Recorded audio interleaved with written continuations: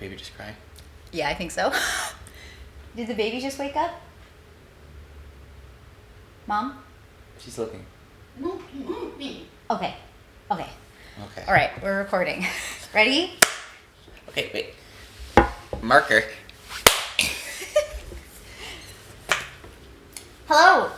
This is the first episode of Jonacast, a podcast with your host, Saori DeBruyn, and the star of the show, Guest. Jonathan Special DeBruyn. guests. Star of the show, Jonathan DeBruyn. It's your show. It's not my show. It's our show. So this is our first episode. So this is our first time doing it. But in these podcast in this podcast series, we're going to be talking about music. We're going to be talking about the music that's going to be featured in Sunnyside Symphony Orchestra's concerts. Our upcoming concert is on December 8th at 3 p.m. We do them at the Sunnyside at Seventh-day Adventist Church in Southeast Portland. We'll put a link in the description for more information about the concert. And we're going to talk about one of the pieces, special pieces, that's going to be performed at the concert. Jonathan, let's talk about the Emmanuel Symphony. Okay, so this piece is written by Randall DeBruyn, who is my father and your father-in-law. He's a very special person. And it's a really long history to this piece. So he first... Just some background on him as a composer. So he was born in Michigan, and his mother died when he was very young, when he was only about 4 years old. And so he and his two younger sisters were raised by his father, and he also then had a stepmother. And music was not really a factor in his home life, except for when he went to visit his grandparents in Oregon. I'm just pausing because the baby just woke up. But Grandma's going to go get her. Yes, we have a baby, so there might be some pausing and stopping. But Grandma's here, so... So, just to continue the story. So, his mother's parents lived in Oregon, and during the summers, he and his sisters would take the train, the Union Pacific, out to Oregon, and they would spend their summers here in Oregon. And his grandmother played the piano. She had a piano, and she was a very, very fine pianist, and he often said that if she, had focused on other things, she could have been a really great pianist. Like, I don't know if she really could have been a concert pianist, but she was very good. And his mother also played the piano, but maybe not to the same degree. But as I mentioned, she died when he was very young, and so that was his connection with music. The other part of that is his father was an atheist and also a communist, and that kind of came through his father's father. So both his grandfather and his father were these atheists and communists who were very against religion, and he was raised that way. But his maternal grandparents in Oregon were Protestant Christians, and so he not only was he exposed to classical music and the piano when he went and took his trips out to Oregon, but he was also exposed. It was his first exposure to Christianity, and so both of those things planted seeds in his mind. Fast forward, eventually it happened that his stepsister, so the daughter of his stepmother, was given a player piano, like an old school player piano, and I think he was like in middle school or something. And this is one of those pianos. There's like a roll, and you buy the roll, and it has like a song engraved in it. You stick it into the piano, and you press a button, and it plays the piano for you. It was kind of a fun thing that used to exist.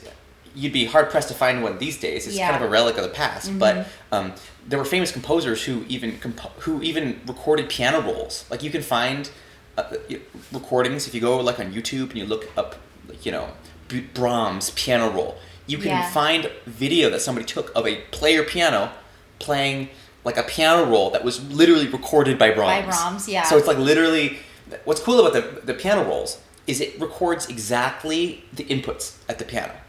And so it's as if the ghost of Brahms is sitting there playing the piano. So player pianos are really, really cool. Yeah. But what happened is this player piano broke. You know, and I mean, to me, it's kind of like Dudley Dursley, you know, in Harry Potter, where he gets all these presents and then they all break. Yeah, and then he gives them to Harry. And then Harry gets access to the presents. Now, I don't want to say that my dad's stepsister was like Dudley Dursley, but there's a parallel there. Yeah. And, you know, listen, she's not here to defend herself. In fact, I don't even know if she's living anymore, because that was a long time ago. Yeah. But regardless, needless to say, that player piano, once it broke, the piano part still worked. It was the piano roll part that broke. Mm-hmm. And so he started to play on that piano because it became available to him. Yeah. And he taught himself to play the piano. And, you know, his grandmother showed him some things when he came to visit in Oregon, but he never really had piano lessons. Yeah. Excuse me. Drinking coffee. Get this out of here. He never really had piano lessons, and he never had composition lessons. And so he began to teach himself to play the piano and also to compose. Mm-hmm. And so he, you know, he would save up his pennies. He would go down to the corner store and buy records of, you know, Beethoven and walk back and listen to them. And he began to immerse himself in the world of classical music and the great masters, pretty much on his own. And he would buy, you know, the Beethoven piano sonatas and try, or maybe he took them from the library. I don't really, I'd have to ask him. Question, why, I mean, you know, a young person, you usually think if they went to like a record store, they'd buy music that was like popular amongst their peers. Why did he start buying classical music? Was he exposed to it at all? Yeah, I mean, I think it really did come through his grandmother, who was the pianist. I think she really inspired him. And I think that would have been the main influence, you know, because she would have played Beethoven piano sonatas and those sorts of things. So she was truly playing classical music. Yeah, she was a classical pianist. Yeah. And so he, you know, became interested in that music, but he also began to, you know, buy orchestral music and that kind of thing. Mm-hmm. And I think that, you know, I'm not sure how far it went. I'd have to really, I really want to sit down with him and do some more in-depth interviews with him about his life, because there's so much that I don't know. But my understanding of the way the story goes is that he began to educate himself in this sort of thing, which is remarkable, really. Like, I mean, if you look at some of his compositions from the time that he entered college, they're really good, and he had no instruction. Yeah. Yeah, and he just, I mean, it's funny because he looks back at them and he goes, "Oh, this is terrible." Of course. Like, you know, he starts to play it and he's like, "This is the worst thing ever." But it's really good. And so he was a remarkable talent that had, you know, one of my sisters, artist, she is fond of saying that that if he had instruction, like he was kind of a genius. Like, he had a remarkable talent, and it was unfostered. You know, no one helped him really. Mm-hmm. And there were influences here and there, but it was really self-motivated. Mm-hmm. And so, fast forward to him entering college, he decided to go to Lewis and Clark College in Oregon. You know, and that kind of cemented his move towards Oregon, because, you know, Michigan was not a very happy place for him.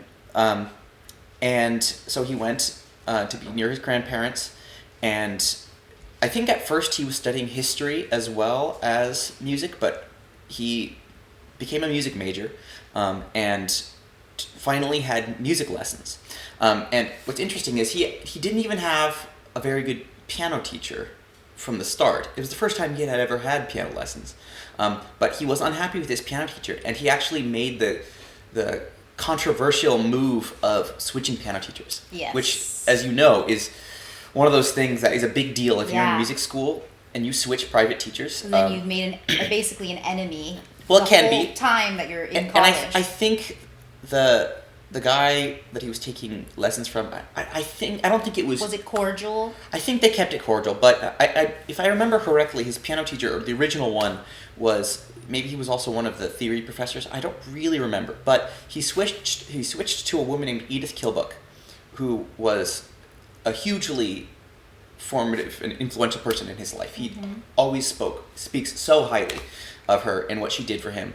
And he's always been a very like tense individual. He's always like when he plays the piano, he was always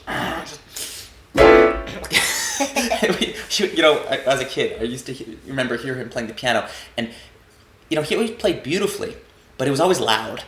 And granted, he had a big piano, a big Steinway piano. Yeah. When I was growing up, but he always played it with a firm hand. Yeah. And I think that there's something of that tension that he never truly got out of his playing. It's part of his personality.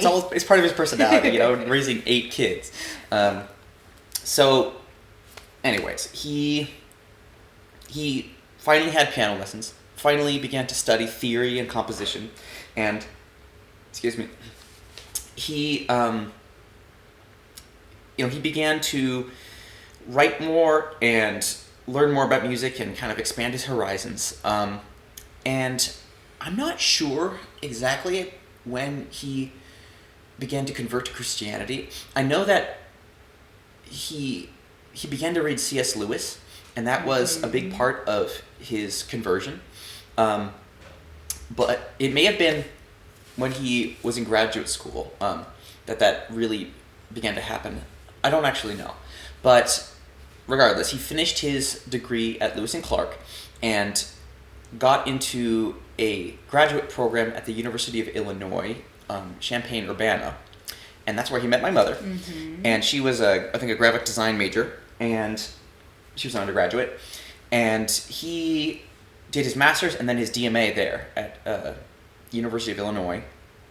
And at that time, the style of composition that was being taught, this was the 70s, the style of composition was very much like modern 20th century experimental, a lot of like tape tracks, you know, where you have like synth. It's all this like weird, you know, beep boops and whatnot. And that's what I like to call it. Yeah, like a lot of weird stuff. And so he kind of started to compose in a more atonal style. And there are some early compositions of his that kind of explore that. And somewhere in there, he kind of had a crisis of faith musically. And that's, I think, also around the time that he converted. I'd have to double check that with him. But, you know, a literal crisis of faith as well as a musical one. And Great. He began to compose tonal music again. Which, it's funny that, you know, that's so traditional because, you know, at that time, in that place, that was countercultural. You know, it was weird to be. I'd say even now. Yeah. I'd say even now. Yeah, you know, and it's funny because, I mean, this is another discussion, but in my opinion, you know, the world of classical composition has really stalled out, and there's a lot of things that have gone into that. But yeah, you know, I thought this would come up, but maybe we'll table that for another time. Our thoughts. There's a lot to get through with this symphony, but I think the backstory is important. And so, yeah, he began to compose the music that he fell in love with. You know, he really fell in love with the music of Beethoven and, you know, Brahms and Bach and these great composers, Chopin. And so he started to compose in that way. And fortunately, he still had good teachers and he was able to get a really, really good education. And he became a very, very fine composer. And I'd say a lot of the elements of his style that you could really point to, his music is full of really rich counterpoint. He's very influenced by Bach. He has a very lyrical style. He really enjoys writing long lyrical melodies, contrasted with these contrapuntal sections. And especially as his career progressed, you really hear the influence of liturgical music. So you hear hymn tunes or things that sound like hymn tunes. And that's because he spent much of his career working for Oregon Catholic Press, working in liturgical music. Okay, so We'll fast forward a little bit more of his biography. He meets my mother. They get married, and they move to Oregon. They drove out to Oregon, and they began to start a family. And over the course of many years, they had 8 kids, of which I am the 7th. And first, they lived in Portland, North Portland, and then they moved to Lake Oswego about a year before I was born, where they still live. And now the kids are all grown up, of course. Ooh, I think the baby woke up. Speaking of kids, so she may make a little bit of noise in the background. Yeah.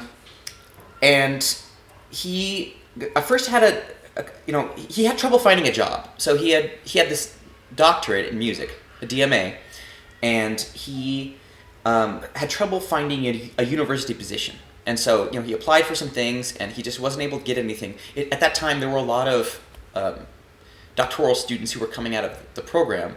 This was kind of like post-Vietnam, I think. I forget exactly what year he graduated, but there were there was just a lot of competition at that time, and he had this family, he needed a job. Mm-hmm. And so eventually he landed some work. He did some odd jobs, like he worked security, like guarding, just standing like as a security guard for weird stuff. Yeah. And then he eventually got a job working for the state. Mm-hmm. And he was working for the state doing something or other for a while, and that was a decent salary. But he finally got an offer from Oregon Catholic Press, which was a new company at that time, and it was a step down in salary, and so he wasn't sure if he should take it, because at that point they had kids. Yep. But my mom told him, take the job. Yes. Take the job. It was an actual music job. It was a job working in music, and he was also working. Doing church music direction. He was working as like a choir director. Oh yeah. I didn't know that. I think he worked at St. Ignatius Parish, and I know there may have been another parish that he worked at. There's baby Mariko. Here, actually, let's take a quick pause. We gotta give her a bottle. Okay, let's do that. Her some milk. Okay, we're back. We had to take a little pause to give a little bottle to our baby. So where were we? So I think I was just getting to the point where he was taking the job. Yes, at Oregon and Catholic your mom Press. was like, take it! Take the job. Yeah. So he took the job, and he was one of the first employees that they had. And now that company, they create the hymnals and songbooks for most of the Catholic churches in the country. There's like one other company, GIA, that also does it. But it's a big company now. And so he was there for many, many years. And I think it was at least 20 years, but probably more, that he was there. Yeah. And in that time, he did a lot of arranging for them. So a lot of like the old traditional hymns, a lot of them don't have piano accompaniments that are in the public domain. So he would do arrangements. He would like edit things, like for Owen, who was the editor at the time, Owen Allstott, who his little settings of the Psalms and Alleluias and stuff, those are all what's still in there. Yeah. A lot of his stuff, my dad would kind of fix his voice leading and that kind of stuff. And he was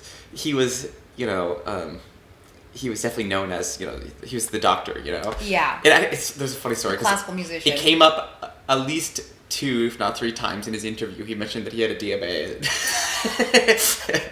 I think he was really desperate to get a job, Mm-hmm. But yeah, he was the classical musician there. Mm-hmm. And so he also wrote some original compositions that made it into the songbooks over the years. And of course, his setting of the Mass of the Resurrection, became one of the most widely used settings of the Mass when the Mass was retranslated in English, which is, if people don't know, the old post-Vatican II English translation of the Mass was really inaccurate. And at some point in the 2010s, I think it was, maybe it was a little before that, they did a retranslation. And now it's much, much closer to all the other languages. And I remember because I had to relearn all the words as like a teenager, which was interesting. But when that happened, basically all the settings of the Mass that were in existence either had to try and change it to match the new words, or they just had to write new stuff. And so some of the not traditional, but some of the popular settings, the composers tried to redo it, and with varied levels of success. And then some people wrote new versions. And my dad's setting, the Mass of the Resurrection, he had written it before, but I'm not sure if it was printed or not. But when he changed it with the new version, he kind of recomposed. Like, he took some of the ideas from his original version, but he basically made a new version, and it's definitely one of the more popular ones. I've heard it just out and about. Yeah, we hear it all the time at church, and we're always like, yeah, it's really beautiful. Yeah. For listeners, you can look up Mass of the Resurrection, Randall DeBruyn, and listen to it on YouTube, and it's really beautiful. So, anyways, during this time that he was working at Oregon Catholic Press, and he was very, very busy, as I mentioned, he had 8 kids. He had very little time to compose or play the piano, and so he would come home after a long day of work, dead tired, and then he would have dinner. He'd read bedtime stories to all the kids, and the older kids would get older novels, and the younger kids would get picture books. Although not in that order. He'd start with the young kids, then they get sent to bed, and we'd have family prayer time, and somewhere in there he would find time to play the piano. And sometimes it was after the kids were in bed. As I think there were also times that maybe he found time before dinner, but he would play the piano, and if he had a project to compose, it would be pretty much late at night, and it was always hard for him when he had a lot of ideas, because it would keep him awake, and he also struggled with sleep. He had sleep apnea. He snored really bad when I was a kid, and eventually he had that addressed. He got one of those machines, and now I think he sleeps sitting up, but so he had horrible sleep quality. He was constantly suffocating. That's what sleep apnea is. Yeah. You suddenly stop breathing. So he had horrible sleep quality. He was working a 9 to 5, had all these kids, and yet somehow he still found time for his music on the margins, and it's really amazing to me. And he also had a large collection of classical music recordings. Yeah. And so he would sit and read his history books. He's really into history. So he'd read Civil War, or this or that president, World War II. He has all these history books, and he would buy these books, he would read them, he would sit and listen to, some recording. I think back in the day it was always on vinyl, and then when I was a kid it was always CDs. And so he kind of created that collection twice. Yeah. He had a huge collection of vinyl. Yeah. And then when the switch happened with CDs, now he has hundreds and hundreds of CDs. But it wasn't a significant amount of time to where he could really compose music. And he kept it up. And he was always kind of a creature of habit, in that he liked to have a certain schedule and the way things were. Mm-hmm. And so he found a way to schedule it in where he got some time, to just a limited amount of time. It's amazing to me that he was able to work it in. It takes discipline. Yeah. That takes discipline. Yeah. So looking back, I don't know how he did it. And I remember there were times when I remember him falling asleep while he was reading me my story at night. He'd be reading some story and he would kind of slow down.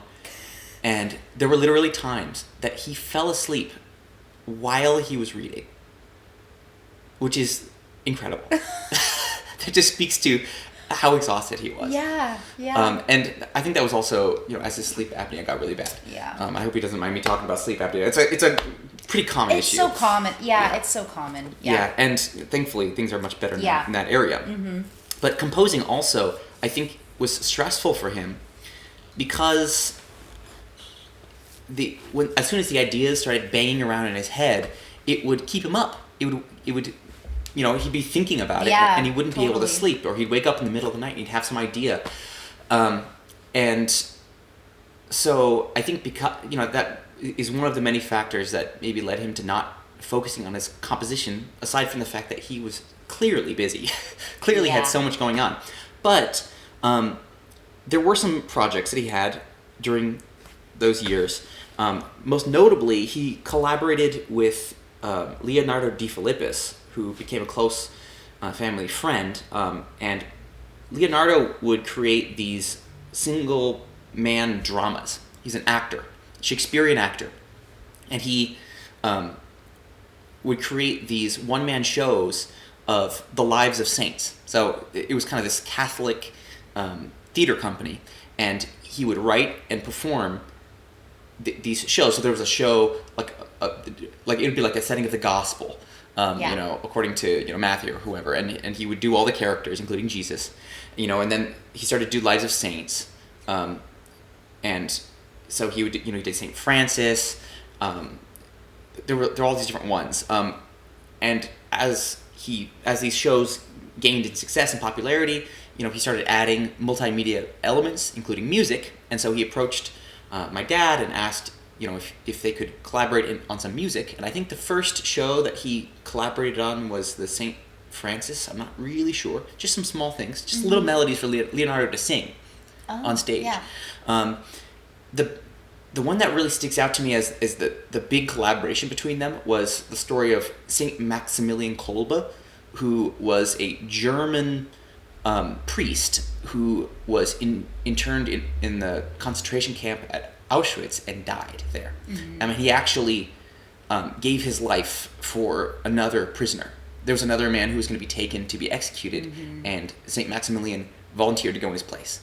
And so it's a very moving, heartbreaking story and an incredible show. And I'm not sure if it's available to be viewed online, but if it is, you can look it up. It may be available. We can find it and put it in the description. Yeah, it's well worth watching. It's just a gripping tale, and it's all a true story. And Leonardo plays, the Gestapo officer, as well as Maximilian himself, and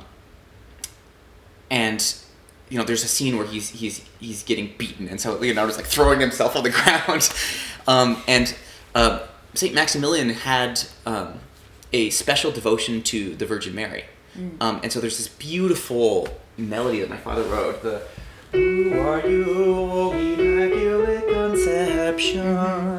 Who are you? Who are you? Who are you, O Immaculate Conception? And what would you have me do?" And the oboe's like.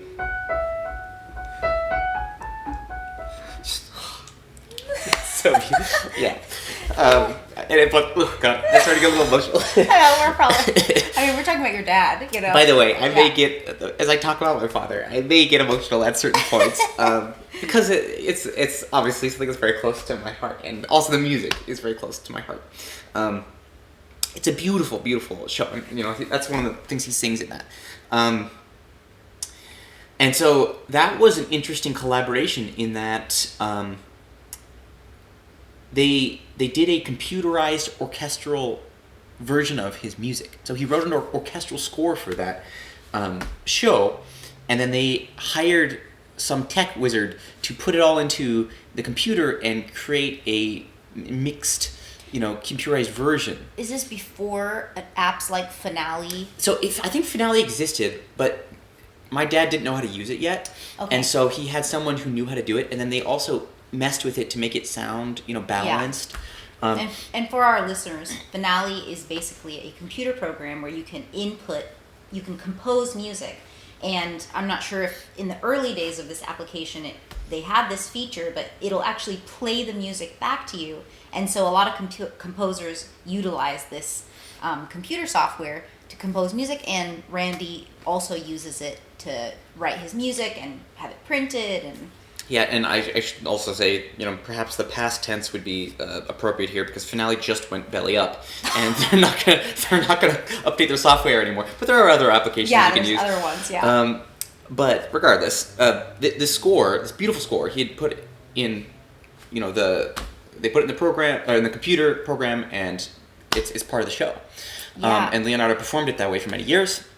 following that, there was another collaboration, which was the St. John of the Cross, which is another really interesting story of a Spanish monk who was imprisoned for trying to reform the Carmelite order of monks. And my dad wrote a beautiful score for that was also done the same way. And following that, Leonardo created a small independent film based on it, which is also available on YouTube. You can go and watch it. It's a beautiful film. And they actually got a live orchestra to perform the score for that. And so, he expanded the score for that, and it's this great story where it was all done at the last minute. It was really expensive. They only had the orchestra for a short amount of time, and they had to input the parts into Finale to create the parts, because they were all like handwritten or whatever. And then they got it back, and there was all these mistakes, and they had to fix the mistakes. And my dad was up all night fixing it. But they finally got the score to the conductor. The conductor said, "Where's the score? I need the score." It was like almost a disaster. Yeah. But they got it done. They had the recording session. It was a bunch of players from the Seattle Symphony, beautifully performed, just exquisitely performed. To date, it's the best recording of any of my dad's music that's ever been made. Yeah. It's truly beautiful because it's these really professional players. Yeah. And like I said, that film can be watched on YouTube for free, and you could also find the soundtrack. So if you look up St. John of the Cross, Randall DeBruyn, movie soundtrack, you on YouTube, you can find the soundtrack for free and listen to it, and it's really, really beautiful. We'll put all these. We should put all these as a link in the description. Yeah, so, and so there were a few other collaborations that Leonardo and my father did, but I think that those scores that he did were a big a big thing that kept him connected to writing classical music. While he was working. Yeah, because although he was writing some of the liturgical music, he wasn't writing a lot of classical music.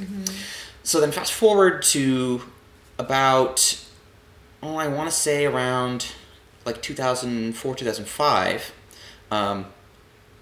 I, at that point, was like 11 years old, and I had been playing the violin for a couple of years, and I was diagnosed with bone cancer in my femur, my right femur, Ewing sarcoma, and that was obviously a very difficult time in our family. My dad had something of a crisis of faith at that time, as you can imagine.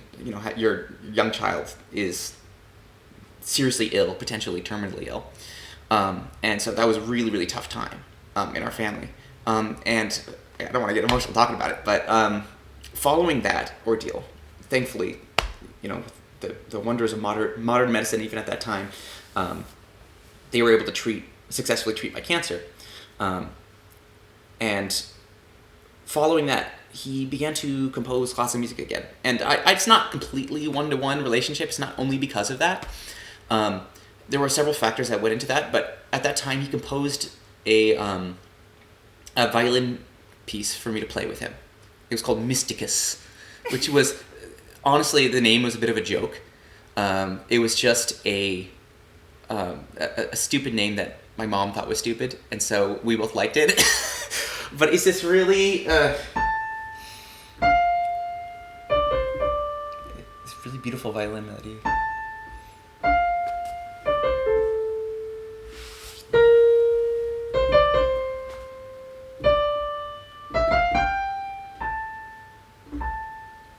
And I recorded it a number of years later when I did a radio interview with All Classical Portland. So I might be able to, we might be able to link to that as well.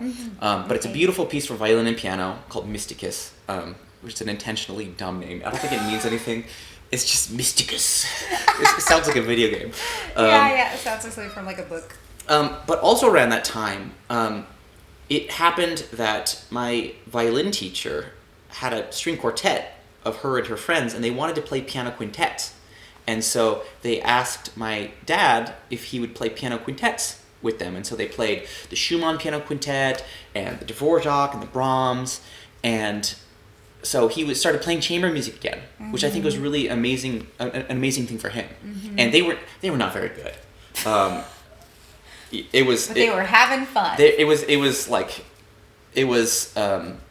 3 old ladies and an old guy who were not very good. My violin teacher, God bless her, was, she was not the greatest violinist. She mostly taught young kids, and I was like her best student, and so they were playing these piano quintets, and they would meet once a week, and they would rehearse, and it was this really special time, where we had live chamber music in our house, and that in turn inspired my dad to write piano quintets, and he ended up composing 2 piano quintets, which have as of yet not really been recorded. One of them we made a kind of a home recording with me and some of my friends when I was in like high school or college, and my dad playing the piano, and it's not the greatest recording, but we did record it. I'm not sure what happened to that recording. I'm sure he still has it somewhere. But that's one of my things I'd like to do, is I'd like to get those properly recorded, or performed at least. Mm-hmm. But that was really his return to composing classical music, was when he wrote those piano quintets, because they're big, serious pieces. Yeah. And he really got his composing chops back up, writing those pieces.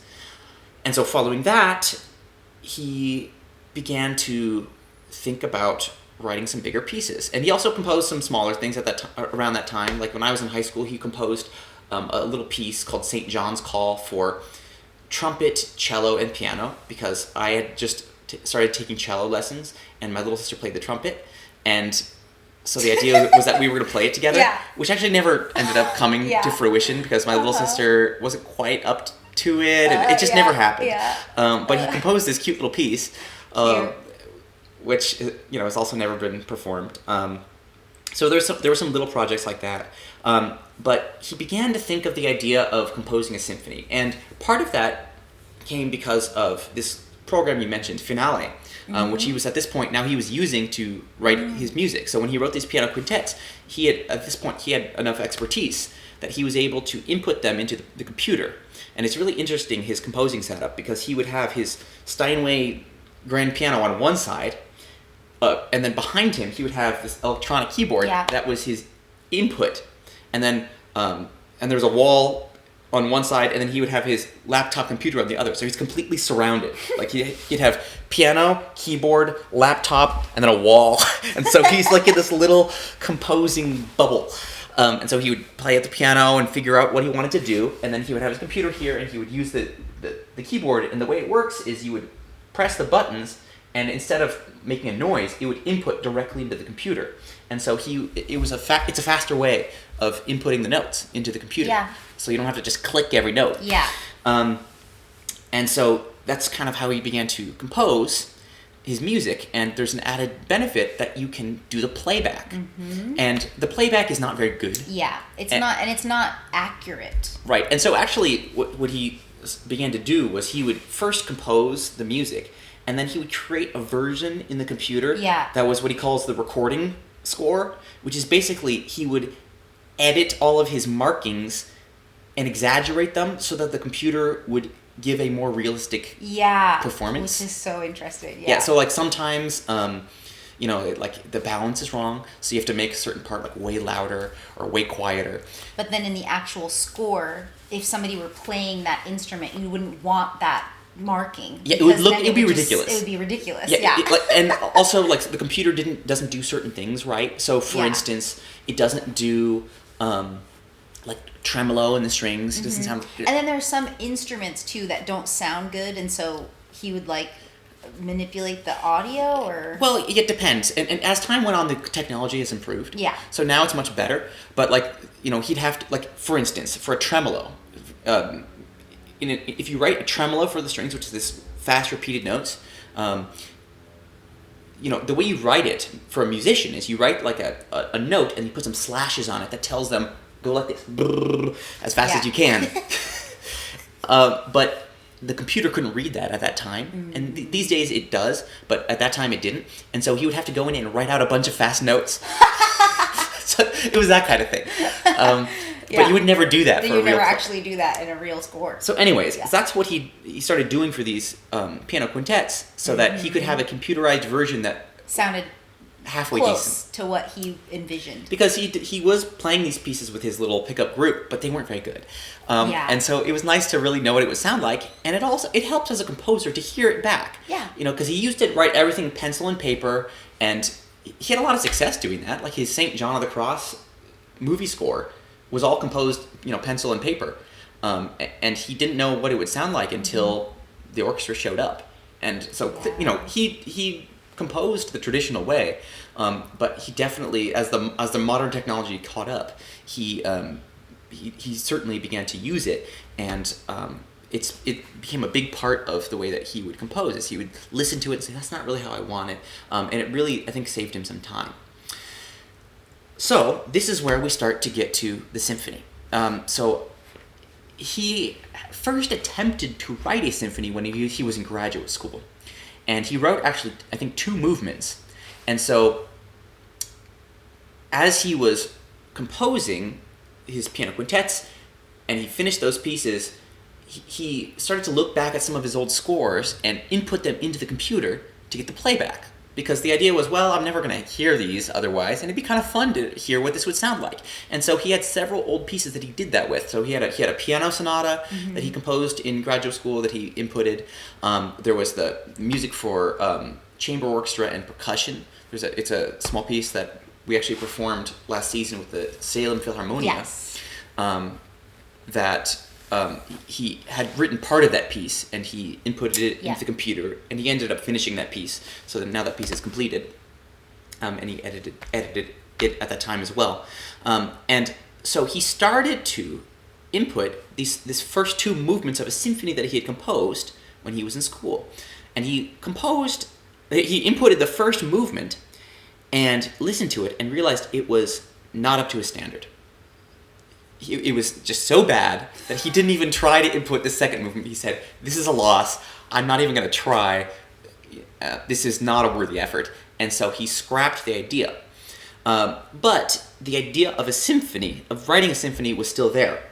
And that's when he kind of started to have this idea of composing a programmatic symphony on the theme of the life of Jesus. So by this point, the religious influence in his music was well established. Not only had he written much music that was explicitly religious music, like hymns, to go into the hymn books, as well as his setting of the mass. He'd written many overtly religious pieces by this point. But he kind of gotten to the point where he felt that he wanted his music to serve God. He wanted his composing to always have something in it that would express something about his faith, and that became a very important personal conviction of his. And his work at Oregon Catholic Press, he always saw it as his ministry, his way of doing his little part and serving what God was asking him to do in his life with the gifts that God. Yeah, using the gift not just for your own edification, but to proclaim the goodness of God in some way. And so I think it's also why. I hear some crying. That's also why you'll see hymn tunes crop up in his classical music, particularly if you listen to the piano quintets, which people can't because I'm actually not sure if he's made the computerized versions available online. If they are online, we'll link to them. If not, hopefully we'll get them recorded at some point. But there's hymn-like music in that classical music, even though it's not literally based on anything actually that's a real hymn. I think in the first quintet he reused one theme from the St. Maximillian music, and then there's something that sounds very much like a hymn in the second piano quintet that he actually eventually had words set to the music. Usually it's the other way around. Usually you have words and you set it to music. He had this hymn melody that he had written, but it didn't work with any text, and so he actually contacted a poet, and she wrote words for it, and then they put it in the hymn books. It's called Upon the Cross, but that melody came from his second piano quintet. Tangent. Anyways, so the idea of writing music with religious significance was already central in his music, and so one of the natural extensions of this was, well, what if you created a symphony, which is the largest, musical genre? It's the king of the classical genres, and you wrote a piece that's on the biggest subject of all, which is the life, death, and resurrection of Jesus. And so that's what he set out to do. And so basically, the Emmanuel Symphony, which is the result of this effort, it's a piece that has the same story as Handel's Messiah. So if you listen to Handel's Messiah, which it's always traditionally performed around Christmas because there's all this stuff about Jesus' birth in the piece, but it's not really a Christmas piece because Handel's Messiah takes you from the kind of the coming of Jesus, the birth, and then his life, his passion, death, and resurrection. It's all there. And it's the full story of Jesus.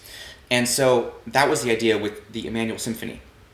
And so it's a 5-movement symphony. So the first movement is the coming. So it doesn't just start with the birth. There's part of the idea of the coming of Jesus as a third person of the Trinity, Jesus being God incarnate, is that the Old Testament is the story of the call towards Jesus.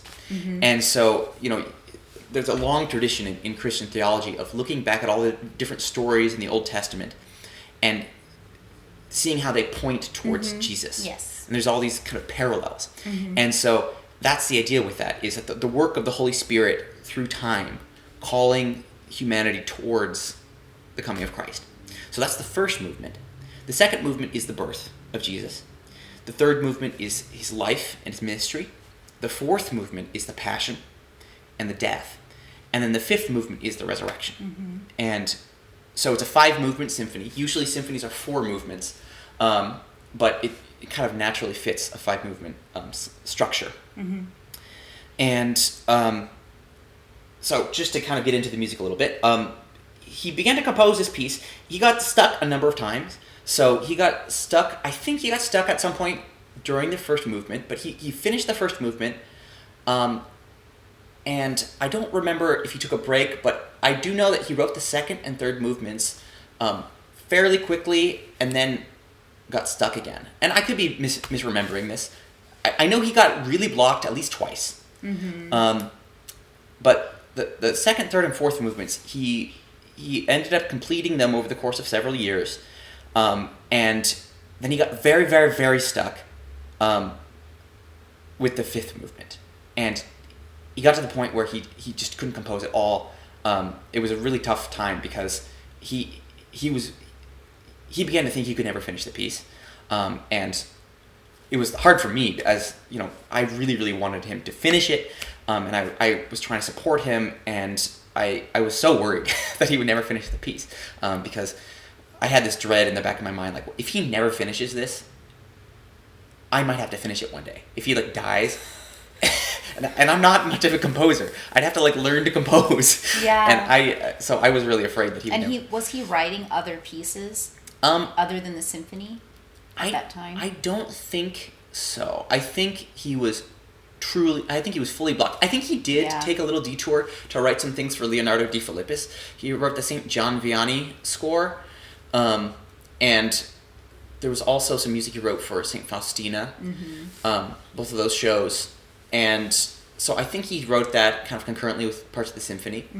And maybe part of that was to try to get his mojo back a little bit. Yeah. But he really, really struggled. Yeah. But it took him many, many years, 10, 15 years. Yeah, and not to skip ahead, but once he finished it, he has written many works after it. And so it truly was kind of like something he needed to finish in order to keep going.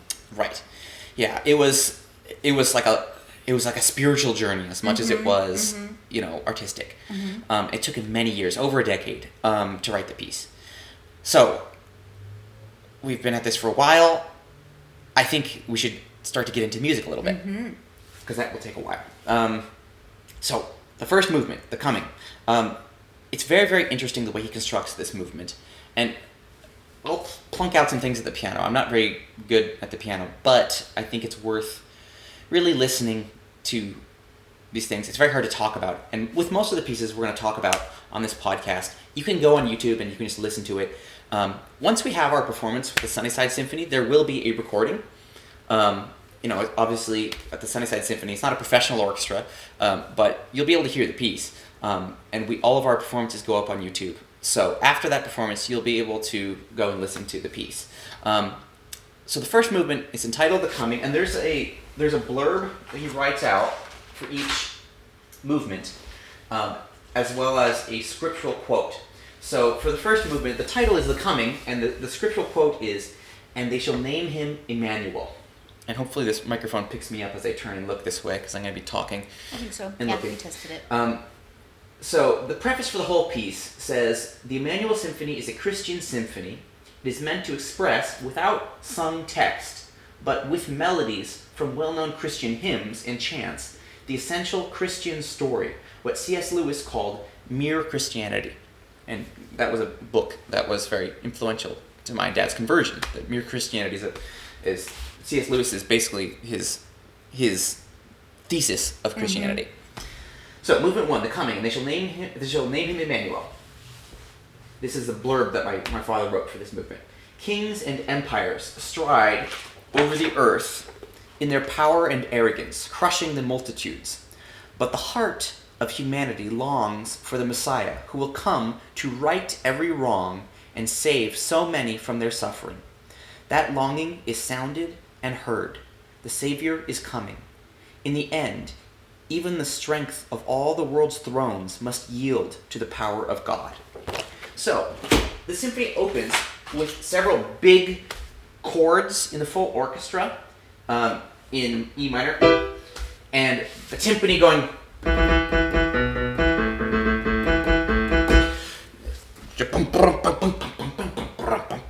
and the horns, trumpets, it's just a fanfare. Not much proclamation. Yeah, not much in terms of thematic content. It's simply getting your attention, setting the tone.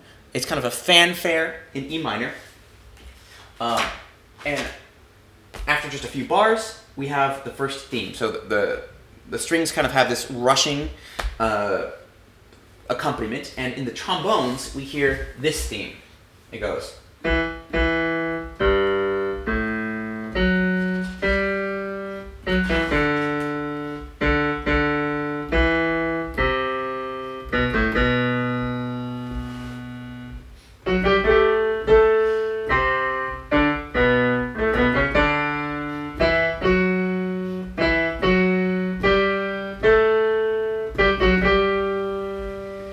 So this theme, you could say, is the primary theme of the first movement. And what's interesting about this, as alluded to in the preface to the piece, every movement is built around a traditional Christian hymn tune, which of course is, my father in his many years working in liturgical music, he knows all those themes very well. As I mentioned, he wrote, I think I at least started to talk about this, but the accompaniments for a lot of those traditional hymn tunes were not in the public domain, so he would write the accompaniments. He arranged them. He would arrange. And so if you listen to a lot of if you're in church and you listen to a lot of those traditional hymns, a lot of the time the piano part was written by my father. Oh. I started to explain that, and I think I got sidetracked. So this first movement is built around O Come, O Come Emmanuel, or Veni Emmanuel, which is...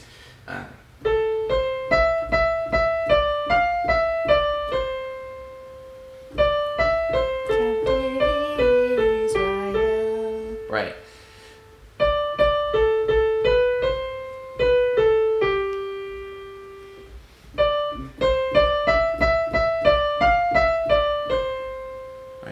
Rejoice, rejoice, Emmanuel shall come to thee, O Israel. And we used to sing that in my family. In Advent season, we would always sing that at dinner time. So we would do our prayer before dinner. We'd say grace, and then we would hold hands and we'd all sing that hymn during Advent as just a little family tradition. So it was a hymn that's had a lot of resonance in our family, and it's a hymn that's very important to my father. And so he set this first movement, O Come, O Come Emmanuel, as the theme. Now that melody we heard.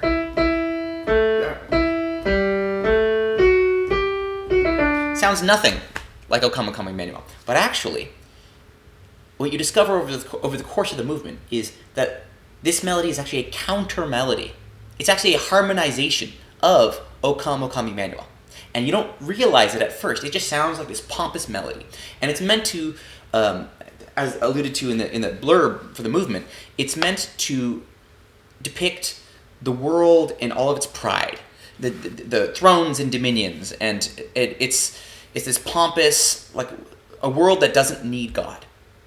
And over the course of the movement, the Emmanuel theme starts to slowly work its way, piece by piece. Just little glimmers of it began to appear, and it's almost not recognizable. And slowly, over the course of the movement, it begins to transform, and there's kind of a battle, and as between the forces, the kind of the secular forces and the Holy Spirit.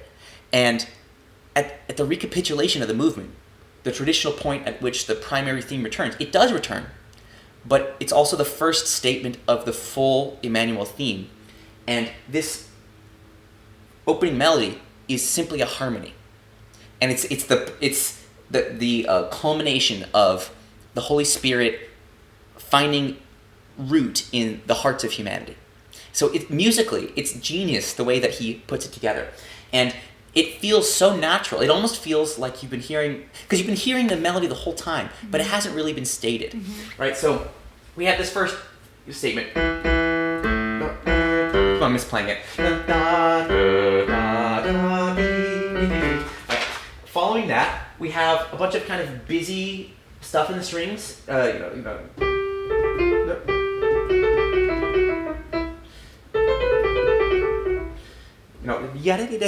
This little motive. You'll hear it in the strings. And that just sounds like a fun little...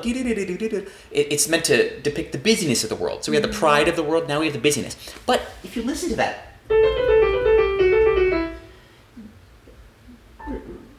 Rejoice, rejoice, Emmanuel. So this is very intentional. And this goes to... this demonstrates the type of composer my father is. He's very rooted in Bach and Beethoven and Brahms, and these very these composers that really use motive in their music and really developed the ideas in a musical way. So you have a melody, but then you break it apart and you break it into little motives and you pit them against each other and you try different things and reshuffle them in various ways. And that's the way that Bach composed. My father has always been a great composer of fugues, which is a style of musical writing that is very associated with J.S. Bach. And so you'll hear a lot of that in this piece. And so basically he's using that traditional compositional technique to also depict something musically, which is this working out of this battle between the world and the divine. And so I think it's really genius the way that he chooses this style of composing to say something in the music.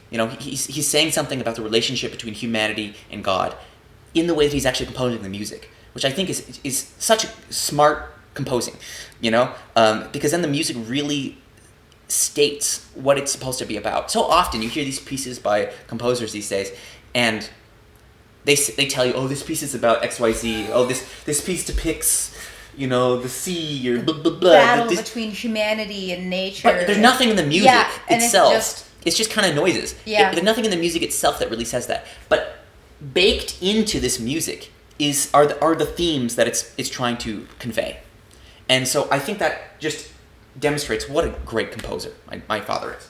So we have this busy music and this contrapuntal writing that starts to take over, but it's all based on motives from the Emmanuel theme. So already he's putting it in your brain almost subliminally, subconsciously. Even though you haven't heard it yet, it's already in your mind. So we move forward, but the music kind of comes to a stop, and then silence, and then the violins come in with a tremolo. Really loud, and they come away a little bit. Actually, I can pull out my violin. 1 second. Ta-da! Violin Violin appears. plus bathroom break. Everything comes to a stop, and then we hear a entrance in the violins in an octave and a tremolo, which sounds like. So it's like a sharp note, and then they get very quiet. And over the top of this kind of shimmering melody, the oboe enters. Oh, sorry, the flute. So the melody, right? Tremolo, and then.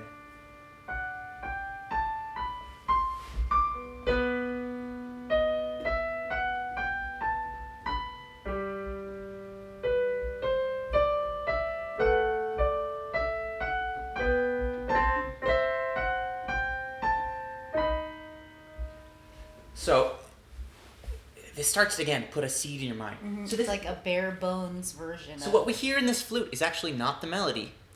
It's actually, again, the accompaniment. Mm-hmm. Because the opening melody that we heard, the Pride theme, only accompanies the first half of the Emmanuel theme. Right? O come, Emmanuel, and ransom captive Israel.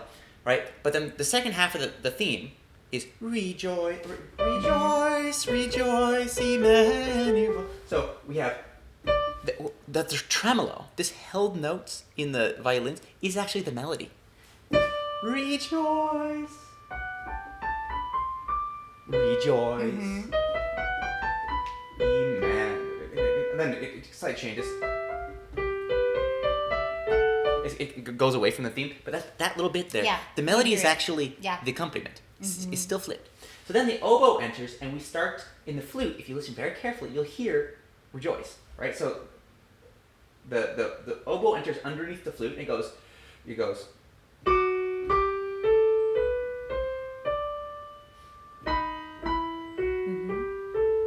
And finally we hear.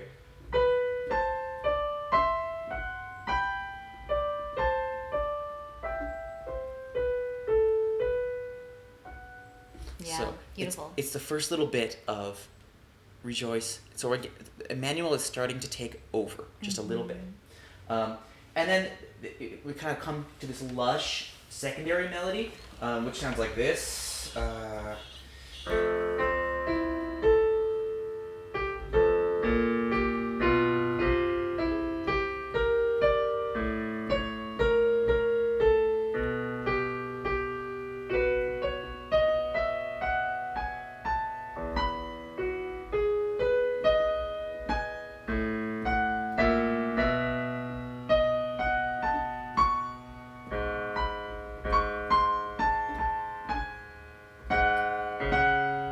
So it's this really beautiful. But if you listen to this theme, yes, it's based around oh come yeah. It's just a slightly different. He just changed it just slightly, so it's motifically. What was that? I think there's a car outside. Yeah. It's motifically linked to Emmanuel, but it's not. When you listen to it, you don't immediately think, "Oh, that's "O Come, O Come, Emmanuel." Yeah. And so again, it's this kind of subconscious thing of drawing you in towards its melody, inexorably drawing you towards its melody. And almost looking for it, too. Right, yeah, because the idea is that there's something restless in the heart that's searching. You know, he referenced Mere Christianity. We were talking about this the other day. In the first chapter of Mere Christianity, C.S. Lewis talks about the pull towards God, this pull towards the divine and towards something higher that we all feel. Whether or not you are religious or not, there's this. We all have this kind of higher calling. It's called towards meaning. Yeah, called towards spirituality. Right, and that can manifest in many different ways. And in this context, it's really seen as a call towards Christ. So this very beautiful music finally comes to a very lush conclusion, and again, cut off, silence, and then the busyness comes back, and boom, boom, boom, boom, and we're back to the busyness of the world. But this time, as the busyness gets going, and it's business as usual, over the top, in the middle of this comes the horn.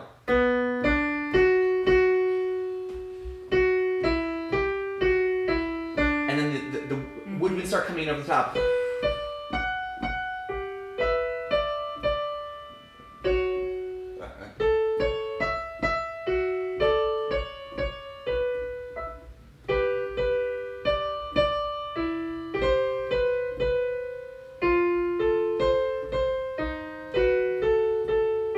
So this kind of layering, O come, over the top, the woodwinds are entering, and it's starting to creep in and infect, and you're starting to hear it, right? And all of the music underneath is the same music from before. It's this kind of back and forth counterpoint in the strings, and then we kind of get this this interesting little kind of vamp in the strings. As a weird and so we're having this kind of battle, right?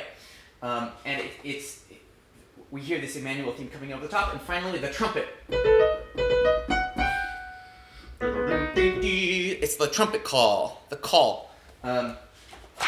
and you know, trombone, trumpet.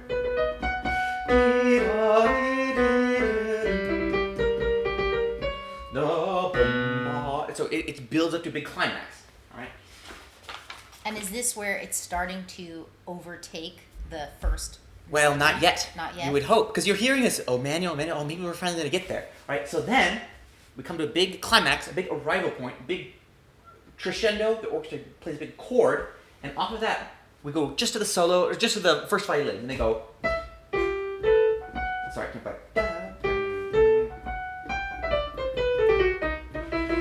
And the second violin is. It's a fugue. It's a fugue. All right, and you'll hear this fugue subject. It's based on the Pride theme, right? And so it's that now the real battle starts, because the traditional kind of idea behind a fugue is there is something. Yeah. So a fugue basically, it's like a round. If you're not familiar, it's like a round, like row your boat, but on steroids. It's all, you have a fugue subject, which is your main theme, and then the parts enter one at a time, and then they overlap, and they kind of, every line is uniquely interesting, but together they form a harmony. And there's this kind of element of like a battle that is inherent in a fugue, and so it's perfect for this. You know, it's this jostling of these themes. And so all the strings come in on this fugue subject, D, da, da, da, D, starting at the upper end, the first violins, then second violins, then violas, then cellos. And then over the top of it, once they're all in, you hear the oboe.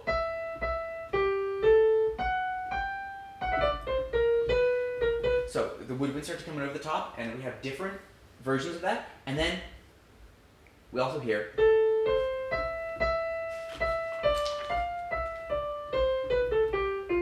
So as this fugue is going, you start to hear Emmanuel start to come in over the top. And it goes back and forth quite a bit. And then things come to a close, back to silence. The fugue is ended, so we think. And then it starts again.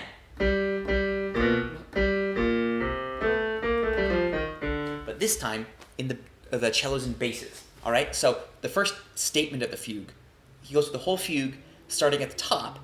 And then it comes to a close, and then he restarts it. Like you thought it was over. No, it's still going. But this time it starts at the low end, and it works its way up. So it starts with cellos, and then we have violas, and then second violins, and then first violins. And then the winds start to join.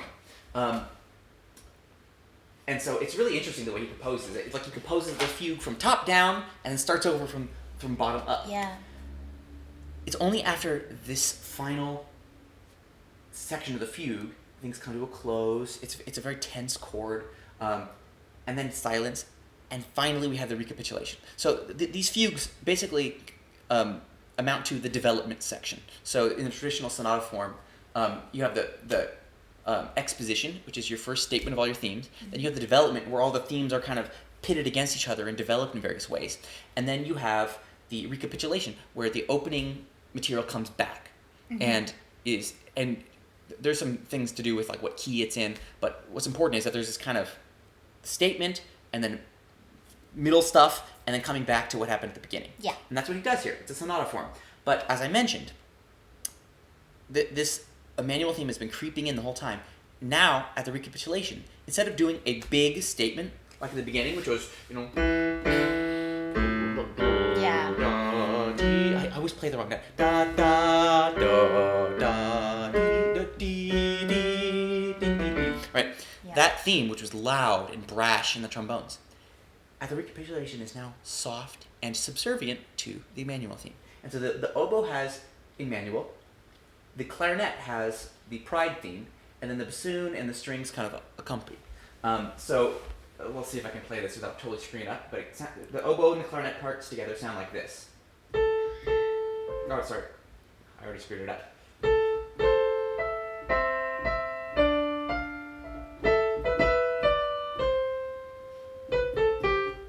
I'm going to do it one more time, because I messed it up.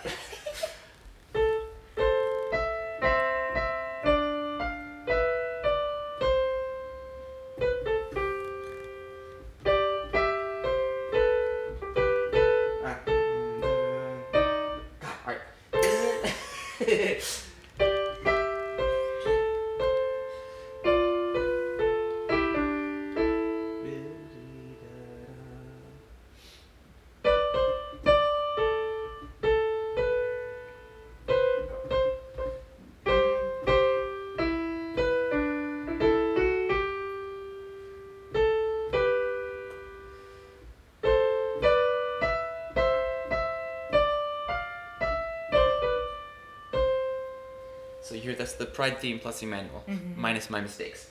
All right, and then we have...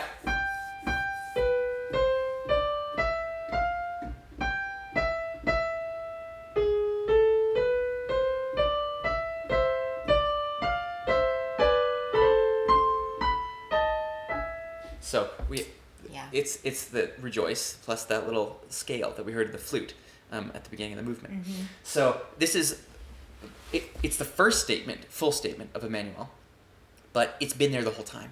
And that's kind of the theological message of the movement, is that the Holy Spirit was always there. And it was the hard hearts of humanity that weren't ready. They weren't ready to listen to But it. over time, through the constant interjection of the Holy Spirit, the world is now ready for the coming of Jesus. So it's just really amazing.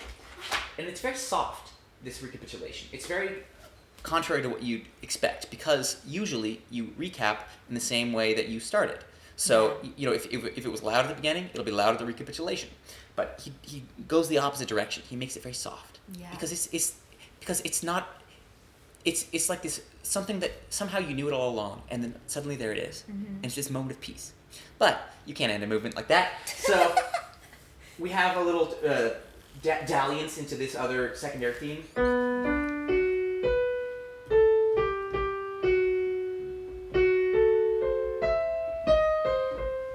This secondary theme we referenced earlier, which is based in the manual, but not literally the manual. There's a nice violin solo, duet with the clarinet. And then another stop. There's a lot of stops in this movement. And then kind of this jarring transition, which I'm not even going to try and play, but suddenly the orchestra starts doing a random and something's happening. Like, whoa, what's going on? I had this beautiful, peaceful music, something's happening. And then we hear... in the brass, timpani,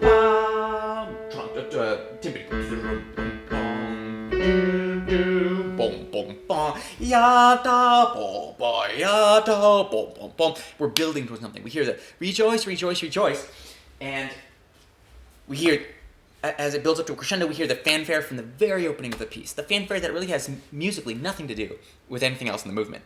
But it comes back, this little that we heard at the very beginning of the piece. And it's brought back, and then this crazy vamp in the low members of the orchestra, and then the brass on top.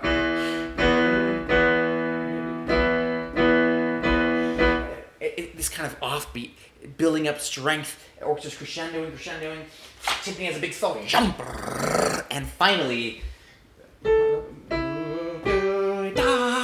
In the trumpet, like where you wanted to hear it the whole time.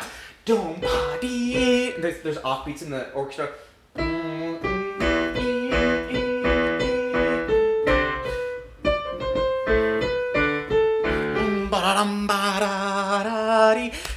Finally, the glory of the melody is revealed, and this really exciting.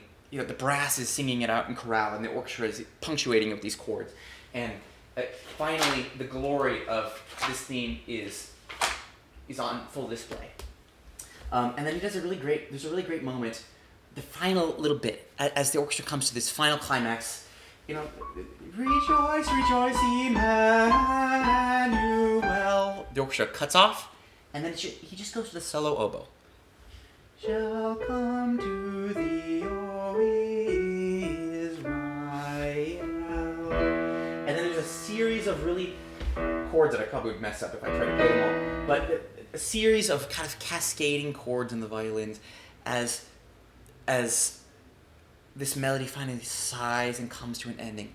And there's this release of all the tension as slowly things die away, and then we just hear in the timpani, boom, boom, boom, pizzicato in the strings, boom, boom, and there's one little bell at the end, dong, just like, we finally got there.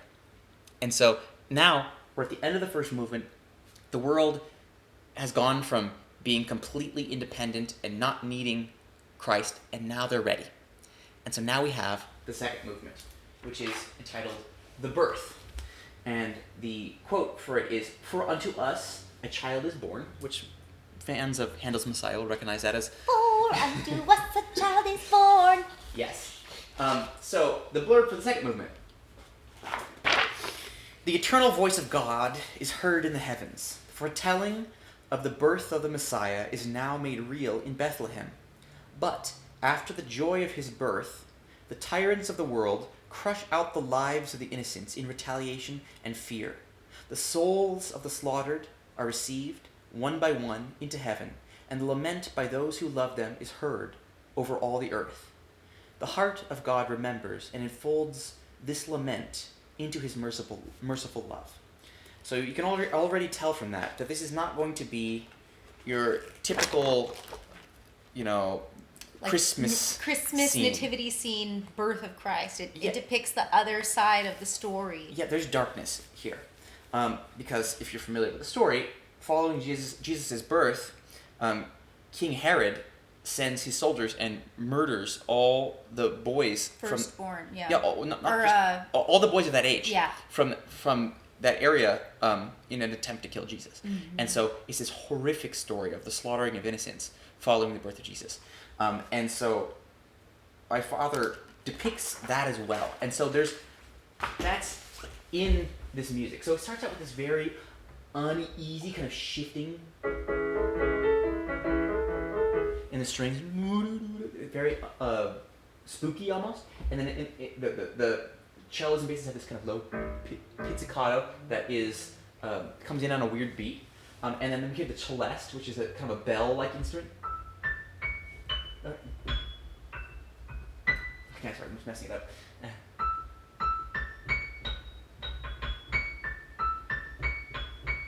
Oh, yeah. Mm-hmm. The celeste just dinging over top. So it's kind of like, you see the sparkling stars. It's the night of Jesus' birth, but it's a little bit uneasy. Mm-hmm. And over the top of that, we hear this beautiful cello solo, which is, the whole orchestra is kind of setting this up, and then we have... This would be better if I played it on the violin. See if I can do this.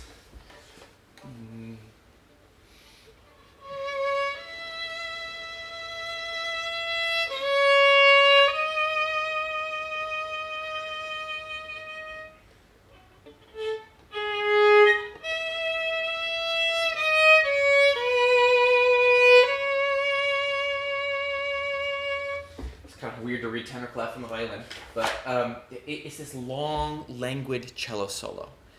Again, it's the night of Jesus' birth. There's something ethereal, very, very beautiful, but also kind of haunting about this music. Yeah. And it's very different from the first movement.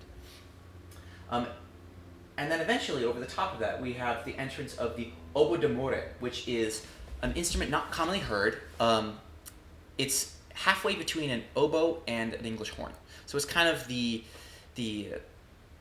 if oboe is the soprano and English horn is the tenor, oboe d'amore is the alto instrument. Mm-hmm. And it's not a very common instrument. You don't hear it in a lot of music, but it enters and we have this dialogue between the cello and the oboe d'amore as the orchestra accompanies.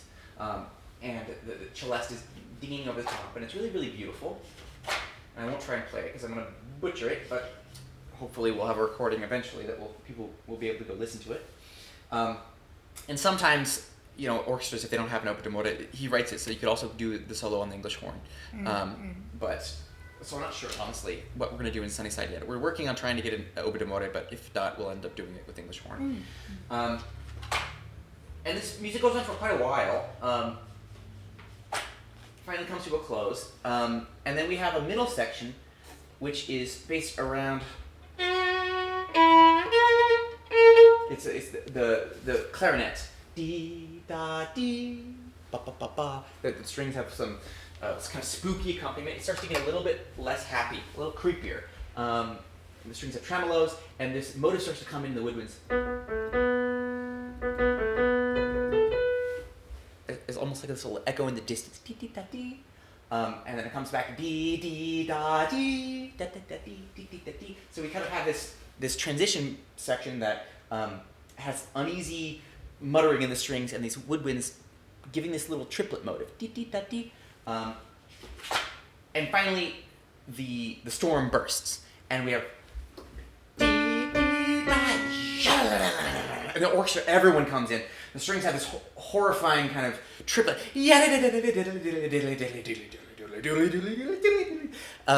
And the brass starts to enter. Dee, dee, da, dee. Ba, ba, ba, ya, da, da, da, da, da, da. And this is the sound of the soldiers. All right, it's this very violent music that it's very hard to describe it without just playing it. But there's a lot of things happening, and basically it's this very strident, very almost atonal. Yeah, there's a lot of notes on that page. Yeah, atonal. It's the violence of the slaughter. After that, the music dies away, and we go to the woodwinds, starting with the oboe, then the clarinet, and bassoon. And it's this quiet little chorale.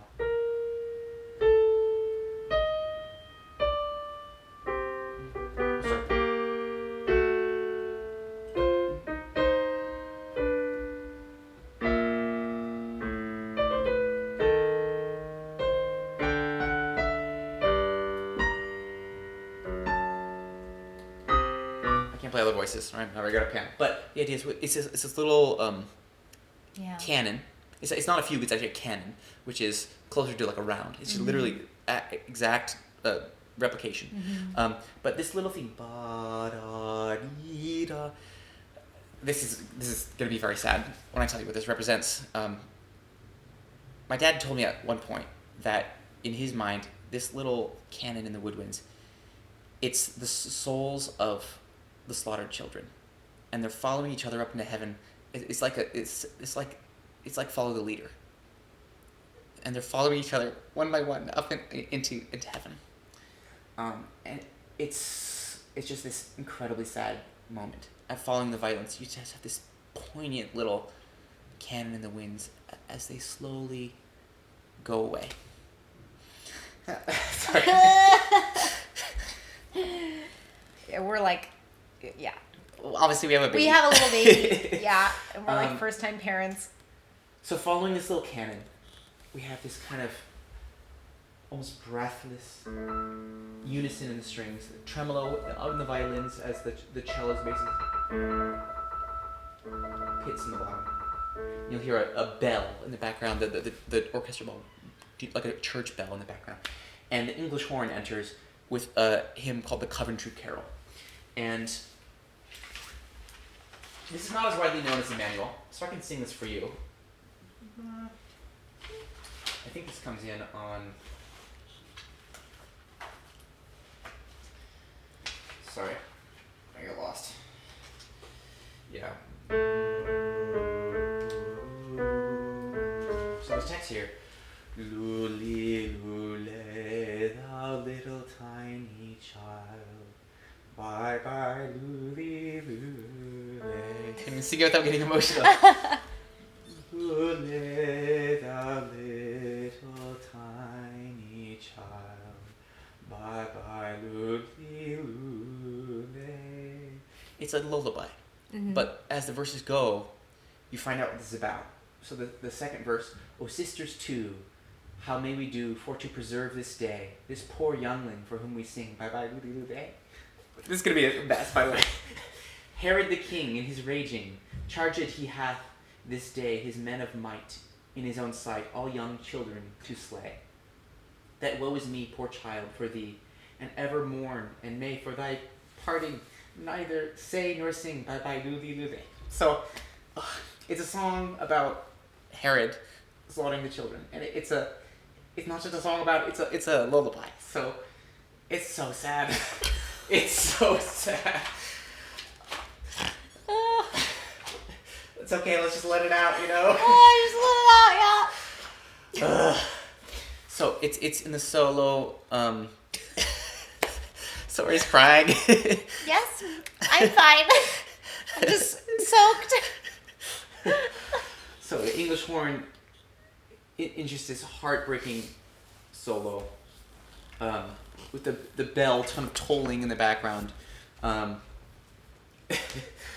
We hear the Coventry Carol, which is one of the saddest songs ever written. Which is probably like why it's not as popular. Yeah, I mean it's a very old-fashioned hymn. Very dark. Yeah. So as that statement of the Country Carol ends, we go back to this nocturnal music from the opening of the movement, with the cello solo. But this time, it's not just the oboe d'amore; it's also the alto flute. Also, not a commonly heard instrument. Alto flute is, as the name implies, it's a lower version of the flute. Mm-hmm. And these three instruments play in dialogue. So, almost like a canon. So, this melody that we heard from the beginning, but they enter da-dee, da-dee, doo-dee, da-da-da-da. They echo each other. And so the idea here is it's like the three voices of the Holy Trinity in dialogue with one another. Mm-hmm. The cello, the oboe d'amore, and the alto flute, the three voices, and we return to this night, but there's this weight on it now. Mm-hmm. The music that we heard from the beginning that kind of had this something's felt wrong, and now we kind of have the full context, and it's so beautiful, but it's also so dark. Mm-hmm. That Christ has come not into a perfect world. He's come into a very broken world. And it's just so heartbreaking in that returning to this music that has this innocence. And it plays a lot of the same music as the opening and then slowly fades away. And at the very end of the movement, you hear dee da da da da da, just a little motific reference to the Coventry Carol. So the Coventry Carol is not played again. It's only in the middle section of the movement, but you'll hear just a little reference to it in these woodwind and cello solos, right before the ending of the movement, just to kind of incorporate that into it. So it's still there. And that takes us to the third movement, the life. So the quote here, you doing okay? This has been a long one. You doing good? Yeah. Okay, good. Yeah. So the life. I am the way and the truth and the life. And I'll read you the blurb for this movement. The love of Jesus Christ is fully active in the world, in his teachings and in his works. Jesus' energy never tires nor flags as he lays down his very life for all who are suffering. The victory of a life spent in unending charity for all shines as a beacon of hope to those who will follow in his footsteps. And the hymn that we hear in this movement is Tantum Ergo, also known as St. Thomas. And the text is, down in adoration falling low, the sacred host we hail, lo, o'er ancient forms departing, newer rites of grace prevail, faith for all defects supplying, where the feeble senses fail. And I can play you a little bit of... Yeah.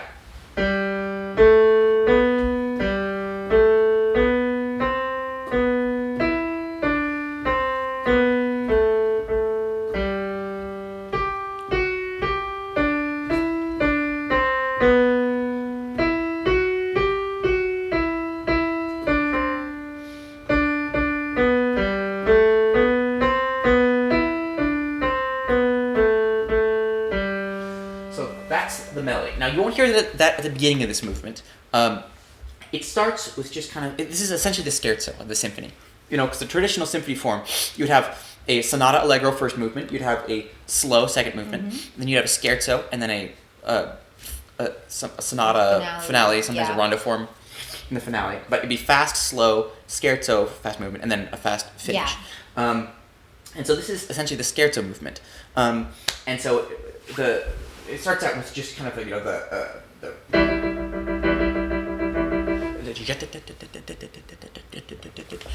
the strings, and then we hear this theme in the cello.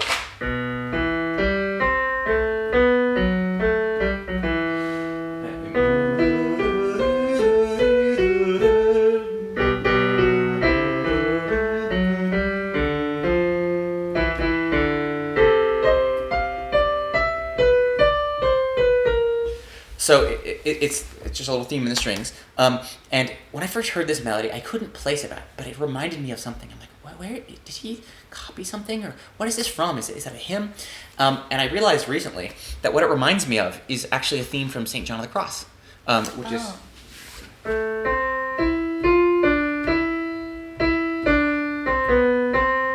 Who ne'er had met with pain. I don't know if that's intentional that he did that, but And that's Bach's? No, that's your dad's? He's from St. John of the Cross. Oh. It's from his score to St. John of the Cross. And so, as a composer, if you rip somebody off, as long as it's you, it's fine. It's fine. So this theme actually reminds me a lot of one of his other themes he wrote for St. John of the Cross. I don't know if he intended that, or if it's just, great minds think alike, his mind in his own mind. Thinking alike. I don't know if he inadvertently replicated something from St. John of the Cross, or if it was intentional. Yeah. But this little theme in the strings, and we kind of build over time. It's a fun scherzo movement, and gradually, after the first statement of this, it comes back, and we start to hear little woodwinds coming in and over that, kind of sneaking in, woodwinds sneaking in over the top, and then as it builds, finally it builds to a crescendo, and we hear a really, really great flute solo, which I'm probably gonna mess up, but. It's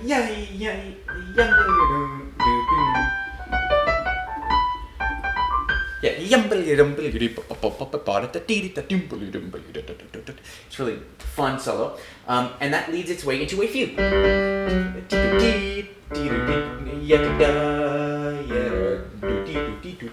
me play it on the violin. Better at violin than piano. So something like.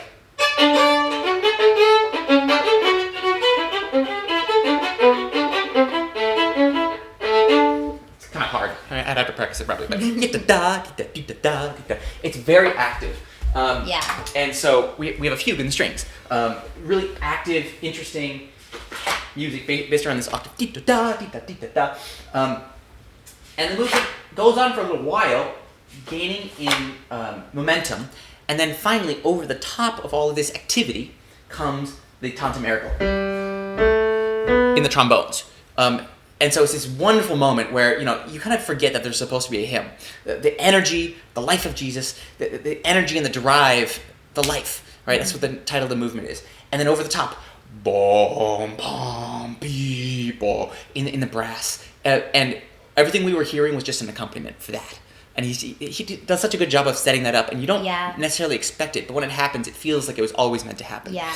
And so the rest of the movement is a really wonderful, because the whole time this melody's going, you still hear going on throughout the whole orchestra. It's just full of energy. And we also hear this theme that we heard in the flute. It's also played in over the top of all of this busyness and this melody. And it's a very straightforward movement. It's beautifully composed. There's a really interesting kind of transition back to the opening material, and it does go back to it does have kind of a recapitulation, so it is in something of a sonata form. And then of course it comes back to the tantum ergo. But it's there's not much to say about it, but it's maybe my favorite movement of the piece. It's hard to say because I love every movement. I also really like it too because it's just so, you just imagine Jesus like running around doing stuff with his apostles, you know what I mean? And like, I just love it, Yeah, it's a very exuberant movement, composed with such energy, and like there's not as much to say about it because you just have to hear it. But it's one of my favorite parts of the piece. It also is the first movement that starts to incorporate. Well, I guess that's not true. The second movement has some percussion in the kind of violent section. But there's also some percussion in this movement. Gradually, over the course of the piece, he starts to incorporate more percussion. But we'll move on. The fourth movement, the death, and by his wounds we are healed, is the quote. And the paragraph that he wrote, his little blurb, says, "The hatred of the good by the powers of this world have their moment of triumph. Darkness reigns as Jesus carries his cross down the Via Dolorosa. Jesus arrives at Golgotha. The nails are driven into human flesh, and the cross is raised. As his earthly life drains away, the hymn to the Savior's suffering is recalled. We wait with all who love him." So, normally a symphony would only have 4 movements, but this movement is kind of inserted because you need it for the resurrection to make sense. Yeah. And there are a few other 5-movement symphonies in the repertoire. Probably the most famous example early on is the Symphony No. 6 by Beethoven, the Pastoral Symphony, has 5 movements. And another example would be Symphonie Fantastique by Berlioz, also a 5-movement symphony. So there is precedent for it, but it's not very common. But if there's a real reason for it, it can be very appropriate. It's also interesting to look at Symphonie Fantastique because in that symphony, the 4th movement is also a march to it's the march to the scaffold, which is also what this is, right? So there's a parallel there, formally, to the Symphonie Fantastique. In the Symphonie Fantastique, the 4th movement is the march to the scaffold, and then in the 5th movement is the Witch's Sabbath, which I always think of as he's waking up in hell. Except in for Jesus, he's so in this symphony, in so we have the march to the scaffold, right? The Passion, where he's marching, carrying his cross, and then of course instead of the dark going ending to of hell. the Symphony Fantastique. He's going to heaven. He's going to heaven, right? It was the resurrection, not going to heaven, but coming back to earth. Going back, he's going back to life. So this movement, the 4th movement, it's a procession movement. And we've talked about this before, you and I. There's the procession, it's a form of its own in music. And you can find examples of processions throughout music. So the March to the Scaffold is a famous example, but there's also Ravel's Bolero. You've got On the Steppes of Central Asia by Alexander Borodin. That's an example of a procession movement. You've got the Procession of the Sardar by Mikhail Ippolitov, or whatever, I forget his name.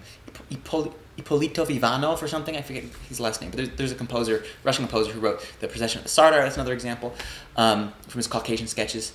Yeah, I think it's Ippolitov Ivanov is the composer. Not a very well-known composer. You could also look at there was another example that was in my head. What was I going to say? Oh yeah, the Invasion movement from Shostakovich's Leningrad Symphony. That's another famous procession movement. And so this is kind of a piece in that form, where you start very softly with kind of this march, and then it grows and gets bigger, and then in some pieces the march then fades away, like for instance the Steppes of Central Asia. Beethoven Eroica, is that a march? The dun dun dun dun. You're thinking of the 7th Symphony? Yeah. That's not really the same form. Oh, okay. Although it is kind of a piece that gradually builds over time, but it's not really. I wouldn't call it that a procession movement. But there's a whole genre of pieces where you're depicting a procession of some kind, and it's kind of there's a musical lineage there. Yeah. And so this movement is in that form, and it starts out with just unison strings playing this kind of march tattoo almost.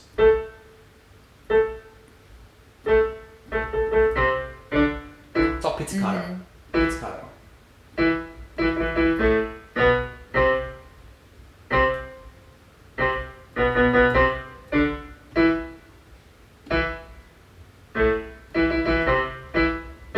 And that repeats. And then the timpani comes in, so we have yum, sorry, yum.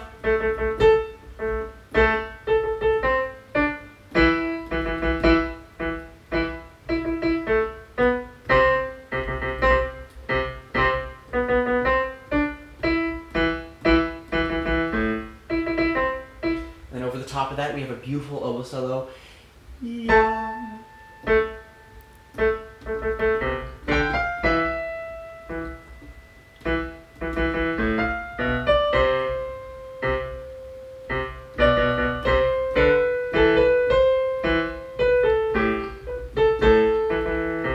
So there's really beautiful point. It's very sad, and it's responded to by the English horn with the same motive. And then, the strings start to come. The strings have one last statement in pizzicato in harmony. So their first statement is in unison, and they go into a harmony, and then we suddenly crescendo, and the brass enters with like the crunchiest chords. Like they're. It's like it's.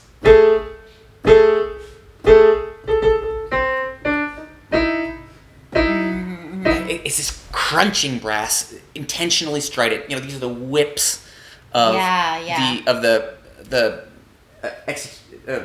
soldiers against Jesus, and then the strings enter with these rolled chords. Yum yum yum da da da dee da da da da. Again, the rolled chords, the whips, right? So, and the brass enters, and it's this kind of brash, proud, militaristic statement. And so, there's a bunch of variations on this march, but it really gets going and loud. And then it dies back away, and over the top of this same march theme, we have the flute entering with the Bach Passion Chorale. So if you're familiar with that Bach St. John Passion, you'll recognize "O Sacred Head Surrounded."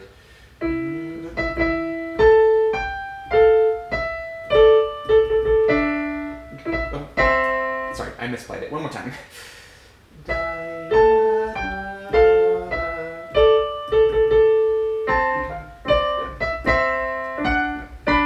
God, I can't play it.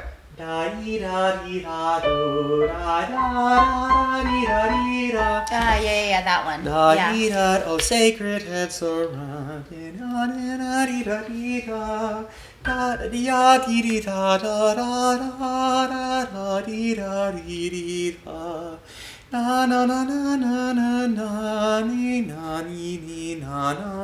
So it's this really beautiful theme that comes from Bach, but is also a hymn in its own right, and it's depicting the Passion. And what's interesting about this, once more, he's created an accompaniment, and then he reveals what it was meant to accompany the whole time, which is the main melody. And that's a theme you'll see in all these movements. He never just comes right out and says, "Here's the melody." Like he always creates a context first, so that when the melody comes, it feels right, and it never feels like forced or trite. I think he really wanted it to feel like these hymn tunes, although they are pre-existing tunes. The movements are built around them, and so this march is going the whole time that this Passion Chorale is being played in the woodwinds. And then, of course, the brass come back in, and we get back to this really harsh music as we build up to a climax, and it gets more and more dark and scary. And finally, things close on a particularly crunchy chord, and everything's silent. And then we have this roll. It's the timpani and the snare drum and the bass drum all together. And the whole orchestra plays a chord, and he uses the chime, the bell, to create the clanking of the nail being driven in. And he writes that you choke off the sound so that it doesn't sound like a pong, like a church bell. It's more like a right? And there's three of these big rolls, right, for the three nails, right? The big roll, a big chord, and then silence. A second roll, a second chord. And then on the third roll, as the chord is being played, you also hear the tam-tam, which is the gong, ringing into the silence, and Jesus is now crucified on the cross. And everything kind of hangs for a moment in silence. And then we have another canon, kind of like in the second movement, when we had the canon following the slaughter of the innocents. We have this beautiful woodwind canon. Or it's let me play this.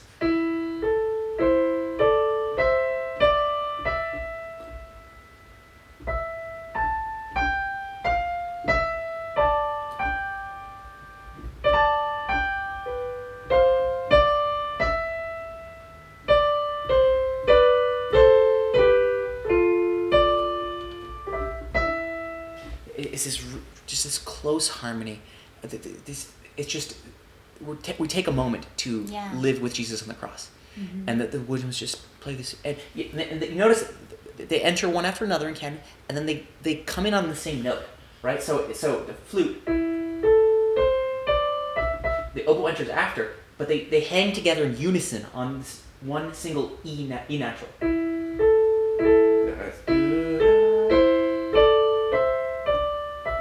And they're both playing this note at the same time, so it kind of shimmers because they're playing it together. And then out of that note,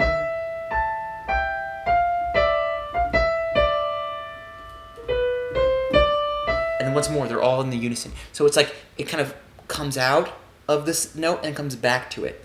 And this pitch E, which is the fundamental tonic note of the whole symphony, we're coming back to it. The first movement was an E minor. The last movement is going to be an E major. Emmanuel starts with an E. That as well. There's some interesting. This pitch E, we come back to it, and then we kind of diverge, and then come back like birds in a flock moving together or something. And then finally, everything settles on this E, and then everything comes to a stop, and then here silence.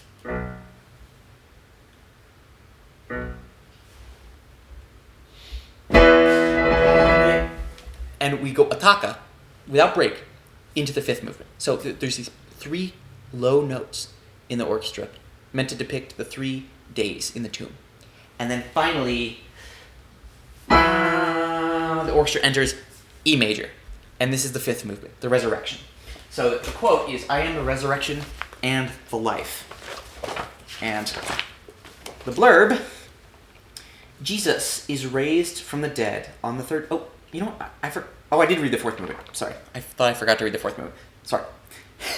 Scratch that. I was about to go back and read the fourth movement because I thought I had forgotten. But I didn't. I did read it. Fifth movement. "Jesus is raised from the dead on the third day. As we rejoice in his resurrection, the gift of the Holy Spirit gives birth to his church. Then, throughout history, the power of salvation from sin comes to all who will receive it. Even in the present time, the redemption of each individual soul is God's most important work. At the end of time, all creation rejoices in the final redemption of heaven and earth, united under the kingship of Jesus Christ." So, it should be no surprise that the main theme for this last movement is the Easter hymn. Jesus Christ is risen today. Hallelujah. The triumphant victory.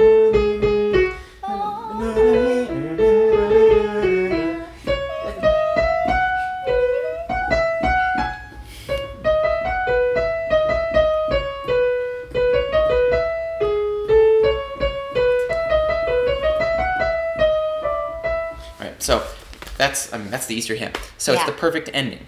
Now, of course, he doesn't completely give it away right away. You'll hear, there's an opening kind of chord rising up in the orchestra, and then you'll hear bum bum ba do da dee boo ba be in the brass. So they're referencing it. It's pretty clear what's coming. Right? He's not being as coy as he was in the first movement, but he's not going to give it to you right away.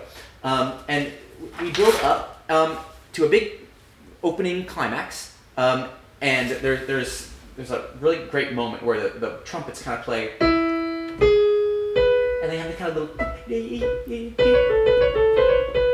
this little doo-doo-doo-doo-doo-doo as we build, and it's hard to describe this music, but the bass line comes in,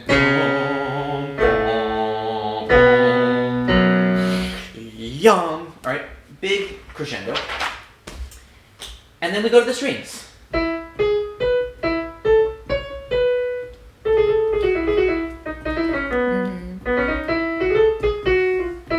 So it's not quite the Easter hymn yet, right? But it's clearly inspired by it. Yeah. And all the brass and woodwinds percussion cut out, and it's just strings accompanying the first violins. Dum bum bum bum bum bim ba. This is the movement my dad had a really hard time composing. He didn't know how to do it. He didn't feel like he could do something that was equal to what he had written before. And he got stuck for years.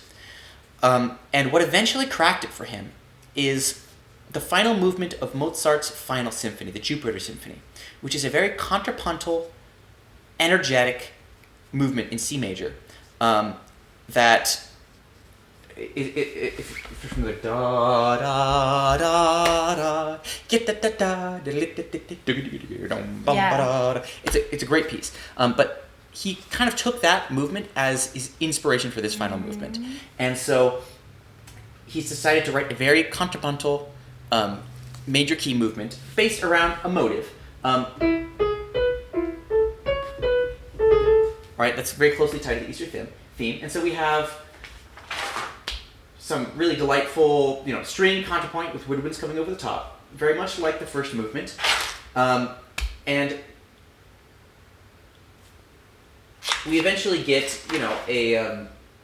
something close to the Easter hymn being stated, but it's not really there yet. And then we have a really beautiful secondary theme. Kind of like in the first movement, there was an interesting secondary theme that was thematically tied.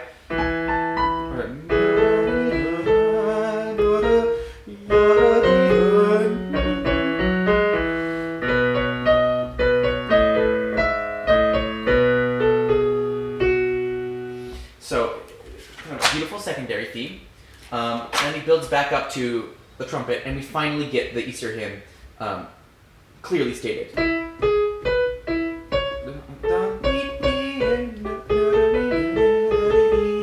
It's finally stated in the trumpet with the orchestra accompanied. After this statement, there's a kind of a lyrical transition using this ya-dee-dee-da-da that was in the secondary theme. And it gets very quiet and then goes to a secondary melody. So, unlike all the other movements in this symphony, this final movement has multiple themes.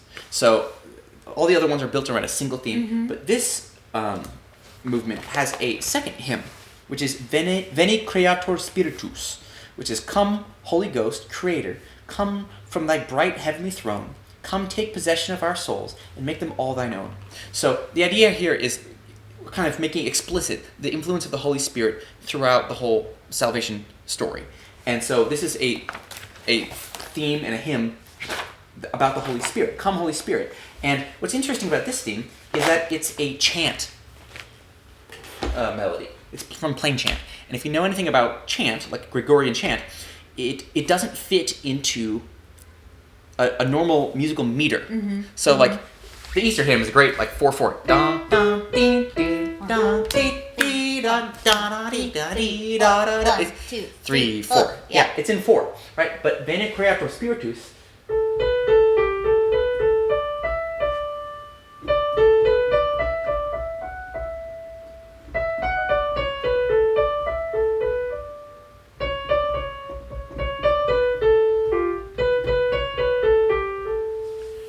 It's free flowing, and it's like text, talking. Yeah, chant, exactly. So there's a text, and the melody freely conforms to the text, and the text doesn't have to fit a structure. Yeah.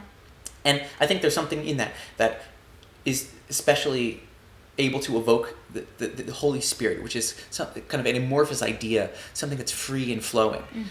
Something about the idea of the Holy Spirit, I think, works well with this sort of melody. And so it's the only part of the symphony that's in a multimeter. In multimeter music, we think of like Bartók and Stravinsky, these composers who wrote this very like jolting, uneven music. But here, this multimeter is used in a way that actually feels very free, like the spoken voice. And so it's a very quiet, lyrical statement of this melody. It comes first in the oboe and the clarinet, going in dialogue. And then after the first statement, the horn takes it over, and you'll hear the harp coming in. The harp doesn't exist in any but the last two movements of this piece. So it's not in the first three movements at all. You first hear the harp in this fourth movement when the Passion Chorale comes in, the St. John Passion from Bach. And then it comes back here in the Veni Creator Spiritus. So we hear the harp just as a special effect. Following the end of the statement of this Veni Creator Spiritus, everything comes to a close, and then we have a couple big chords, yum, bum, and we have, you guessed it, a fugue.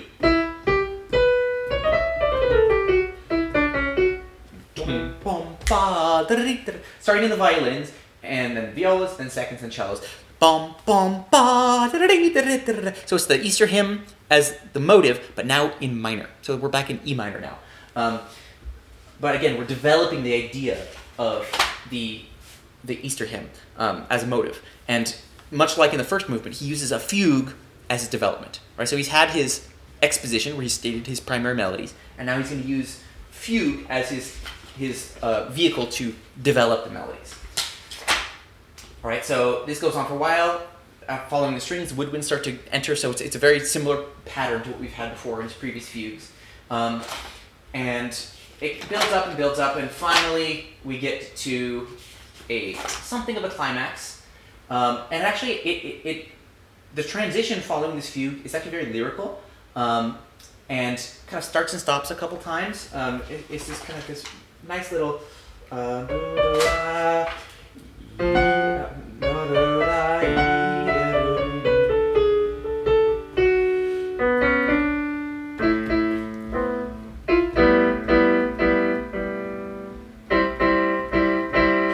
And we start to get this kind of undulating little accompanimental figure in the string, but we're not really sure where it's leading yet. And this happens a couple times until finally we land at something that I'm not going to be able to play very well, but.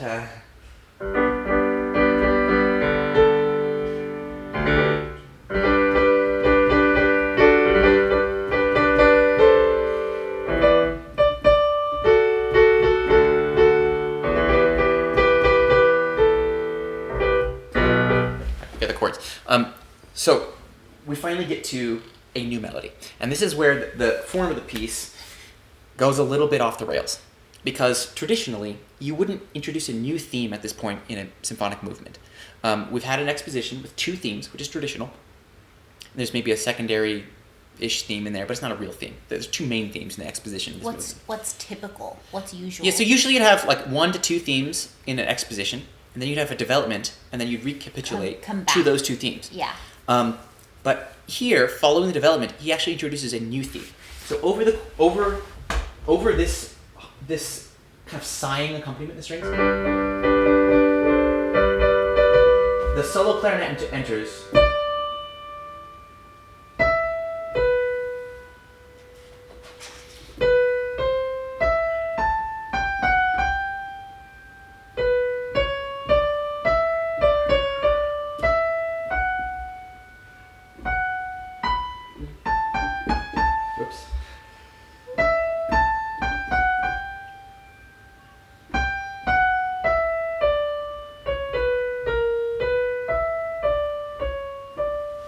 So this is the only true primary theme in the whole symphony that is not based on a hymn tune. This is simply a melody that he wrote. Mm-hmm. And this is a very special melody. So he calls this the redemption theme.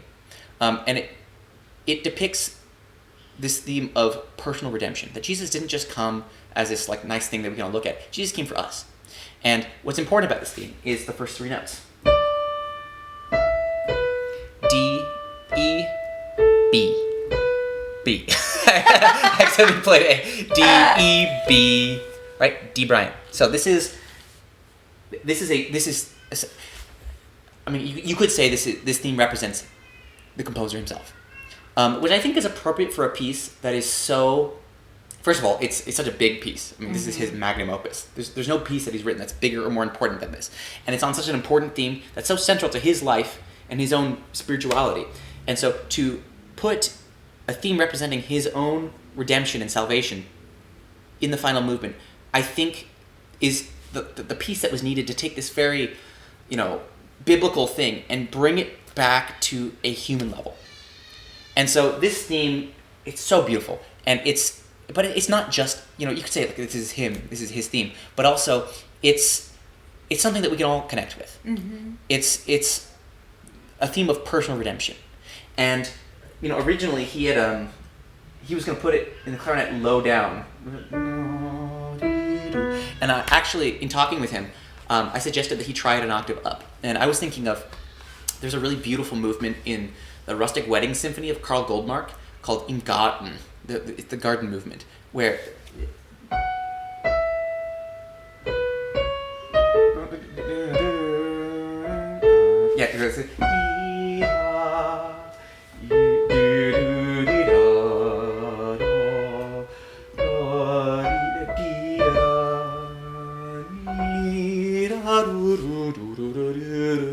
really beautiful high clarinet solo, and I've always loved that moment. And for whatever reason, it felt appropriate for this kind of peaceful melody. I said, what if you tried it in the upper octave? And he liked it, so he kept it. So we hear this redemption theme, the signature theme, D-E-B, played by the solo clarinet with kind of this lilting, you know.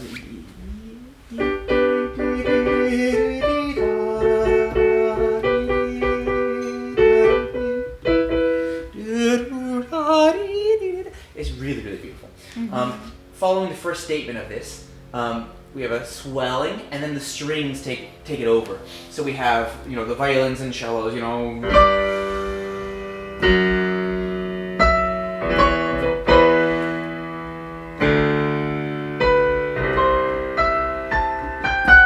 And it's glorious. You hear the baby crying. Following this statement, there's a transition that actually incorporates back the Holy Spirit melody. So there's a final statement in the clarinet.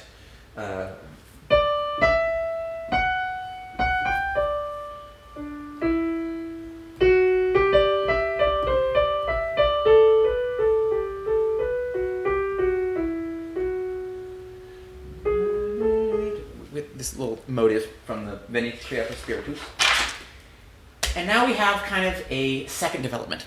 So this is something that I think this piece needs because we introduce new material. Yeah. So it's kind of like Beethoven did kind of some of these like secondary development sections, and so that's the idea here. So we get to kind of, it's almost like the breakdown in like a pop song. So we had this whole statement, and then finally we could cut away, and it's just cellos, basses, and timpani. And then over the top we have, you know, the trombones are gonna go. So we start to hear da ba ba ba ba ba, and the orchestra starts to layer itself over the top. And we hear the violins coming. But it's over the top of this kind of boom boom boom boom.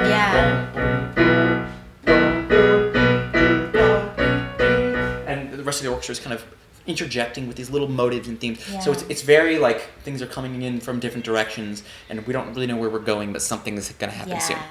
And then what you'll hear is in the bass line, the only divergence from this low B natural. You'll hear D E B dun dun dun dun. It's still there, right? So as we hear the Easter hymn being developed in these different ways and slowly gaining momentum, underneath it, periodically, the timpani and the basses and cellos go boom, boom, boom, D, E, B, as this little Easter egg, no pun intended. And so we build up. It gets more and more exciting until finally we get back to the fanfares from the very opening of the movement, and we finally have the Easter hymn.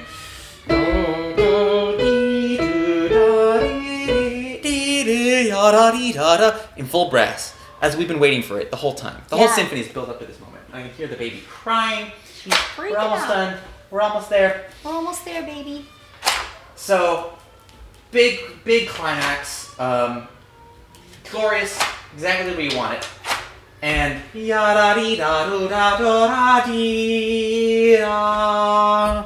and coda. Oh, I remember this part. The final section is a fast coda that takes us to the ending, and rather than ending it like very Tchaikovsky, bom, bom, bom, he decides to go more Beethoven's Ninth. If you remember the end of Beethoven's Ninth, it just kind of swirls something, and ends. And it's the same sort of ending here, where it's this kind of dash to the finish, and at the very end you hear the dum bum bing bum bum. Right, so you hear that Easter motive at the very ending, but it ends with energy without slowing down. And so finally we're taken to the conclusion, and we end with energy. This has gone on for quite a long time. Hopefully, at some point, people will have a version of this that they can listen to, so that all this ranting will make some sense. Yeah, and you can watch it afterwards and be like, oh yeah, that's what he was talking about. And yeah, so this has been a very deep journey into the score. Yes. With some bad piano playing. Hopefully you can forgive that. But hopefully it's been interesting, and I hope that people appreciate it. I hope people will enjoy the world premiere coming up. I don't remember the date. December 8th. December 8th. December 8th. At the Sunnyside Church. At 3 p.m. Our concerts for Sunnyside has usually been at 4, correct? In the past. But this concert is going to be at 3 p.m. What are some of the other pieces that is going to be performed at the concert? So we're doing a fun piece by Daniel Kalman called Holiday Hoedown. Holiday Hoedown! Which is like... Howdy dowdy! Which is a really fun kind of country western fiddle sort of piece that incorporates a bunch of different Christmas carols in a very country western style. It's really fun.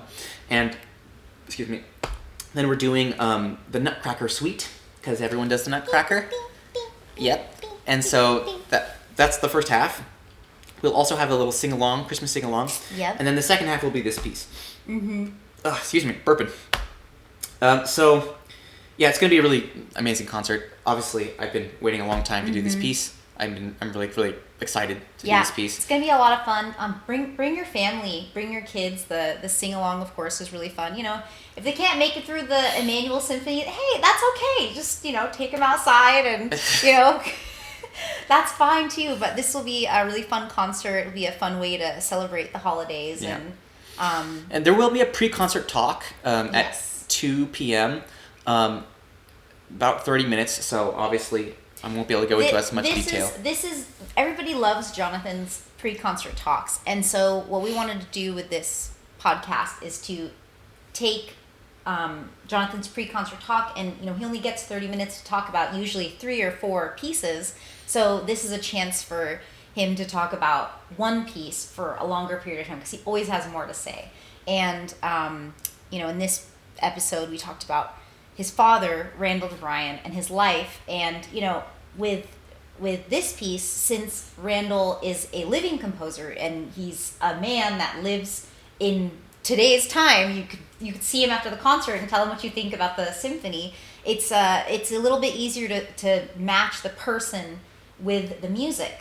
But in the future, we'll be talking about, pieces where the composer is long dead, and what's so interesting about all this music that we play, classical music, these composers used to live at one point in time. They were walking around and pooping and peeing and laughing and drinking and doing human stuff. Mostly pooping and peeing. A lot of pooping and peeing.